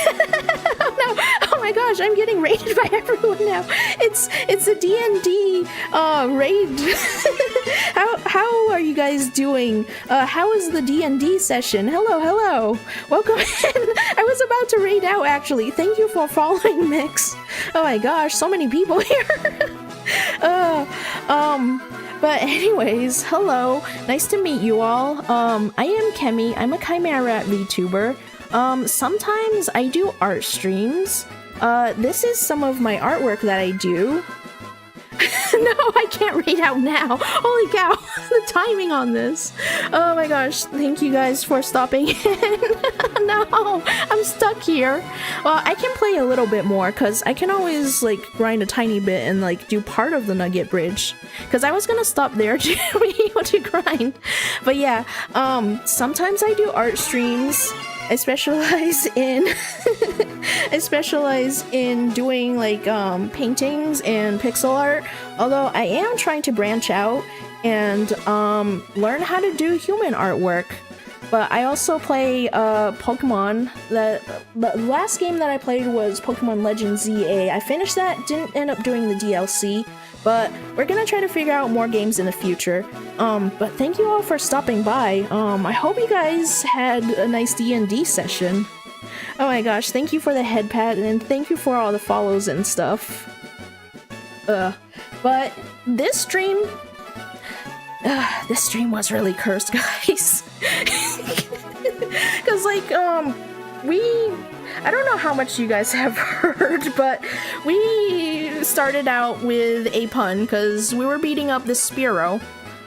So I made a pun that, like, you know, maybe we can make spare ribs out of that. And then we got on the topic of, like, ostriches, and then we got onto this website where, they went off topic, like, so badly, because, they were talking about, like, what was it? Gosh, I can't even remember anymore, but it was super cursed. And then what else did we talk about? Krispy Kreme donuts. We also talked about, koalas and chlamydia and kangaroos, and also apparently there's a cockroach dating simulator, and also a skibbity toilet dating simulator, so we kind of went all over the place. No, we unfortunately we're not eating ostriches. No, not this time. Maybe next time. Oh my gosh. But it has been crazy, so I did not know that there were cockroach dating simulators or skibbity toilet dating simulators. That's kind of wild to find out about. I know, 3 raids, that's crazy. But it's always fun, like, when you're doing a collab stream and then you're like, oh, we're gonna overwhelm this person. But yeah, thank you guys all for stopping by. What was it again? Oh my gosh, I've been getting so distracted all stream. Because, like, earlier I was on that website with the birds. Shoot, I have 5 million tabs open. I'm getting super distracted. I need to close them all. Oh my gosh, and thank you for following. But yeah, we got into some very interesting topics today. Oh, apparently, did you guys know that there's a spider? One of the most dangerous spiders out there, that's a Brazilian wandering spider, is also known as a banana spider because it's rumored to be found in shipments of bananas. Can you imagine how terrifying that would be? Oh man, I forgot. I made new raid messages and like follow messages. Please ignore that. Don't worry about the glue traps. It's totally safe in here. You know, we prioritize lab safety in this place. Totally. It's totally fine. I'm sure there's a way to get you guys out of those traps, you know? It's not dangerous at all. Oh man. And then we were talking about like poison dart frogs and cordyceps. It's crazy. Yeah, I'm a scientist. I am a mad scientist. That's why we completely go off topic and like get slightly unhinged. But yes, let me show you guys the weird website I was on earlier. It's safe for work, so don't worry about it. But yeah, we were talking about Spearos and spare ribs because Kemi can't help but make puns sometimes because I freaking love puns. But apparently this person has a very interesting writing style, and then they went on like this whole entire tangent of like bird ribs and like removing bird ribs like when it comes to cooking. There are some crazy things in the table of contents alone. I was not able to completely read through the whole website just because of how long it is. It's just kind of crazy like how people go through like all these links to do the search engine optimization and stuff. But some interesting things that we read about in the table of contents. Let me see.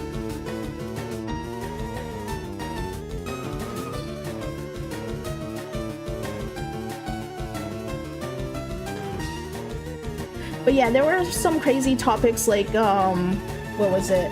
Why pulling out bird ribs is simply not possible. Evisceration and cleaning. Differentiating bone removal, specific cuts versus wholesale practice. I don't know how important that is. I'm just looking up a simple question. Why can't you just give me the answer? And then like moisture retention, the bone's insulating effect. I was not aware that bones had insulating effects. I'm not sure how accurate this website is, to be honest, because I'm pretty sure they're doing it just for the views. And then like something about engineering. I'm not sure like what engineering has to do with like cooking birds and stuff, but sure, we'll try to believe that. The truth about avian anatomy and cooking. That sounds so ominous. And then like at the very end they had like a frequently asked questions section about bird ribs exposed, truth about bone removal before cooking. Why is there a frequently asked questions section of all things? I have no idea. I'm not sure how many people have asked those questions. Like, I can think of one. That's probably just me. I don't know like how many people normally look this website up, but it's crazy. But anyways, yeah, so we ended up going through Mount Moon. Oh, did I show you guys my shiny Butterfree? I did catch a shiny Butterfree the first time. It's very pretty. It's very adorable. The sprite looks much better than the sprites from the other games. I wasn't even shiny hunting, but I ended up catching one of these, which is super awesome. Oh wait, I forgot. My art is blocking. There! That's my shiny Butterfree in its full glory. But yeah, that was the highlight of the first stream, and then we ended up picking the Helix fossil because, you know what? Praise Helix. We gotta continue the Helix fossil cult. And yeah, we went through Mount Moon.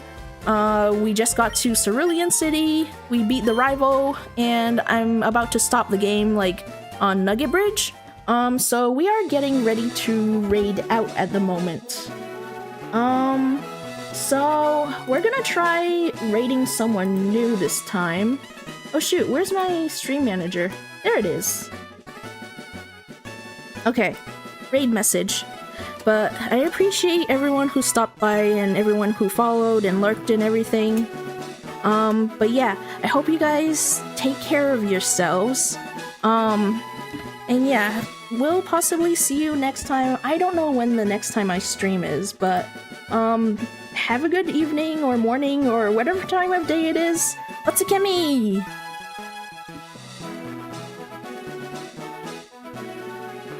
Good night!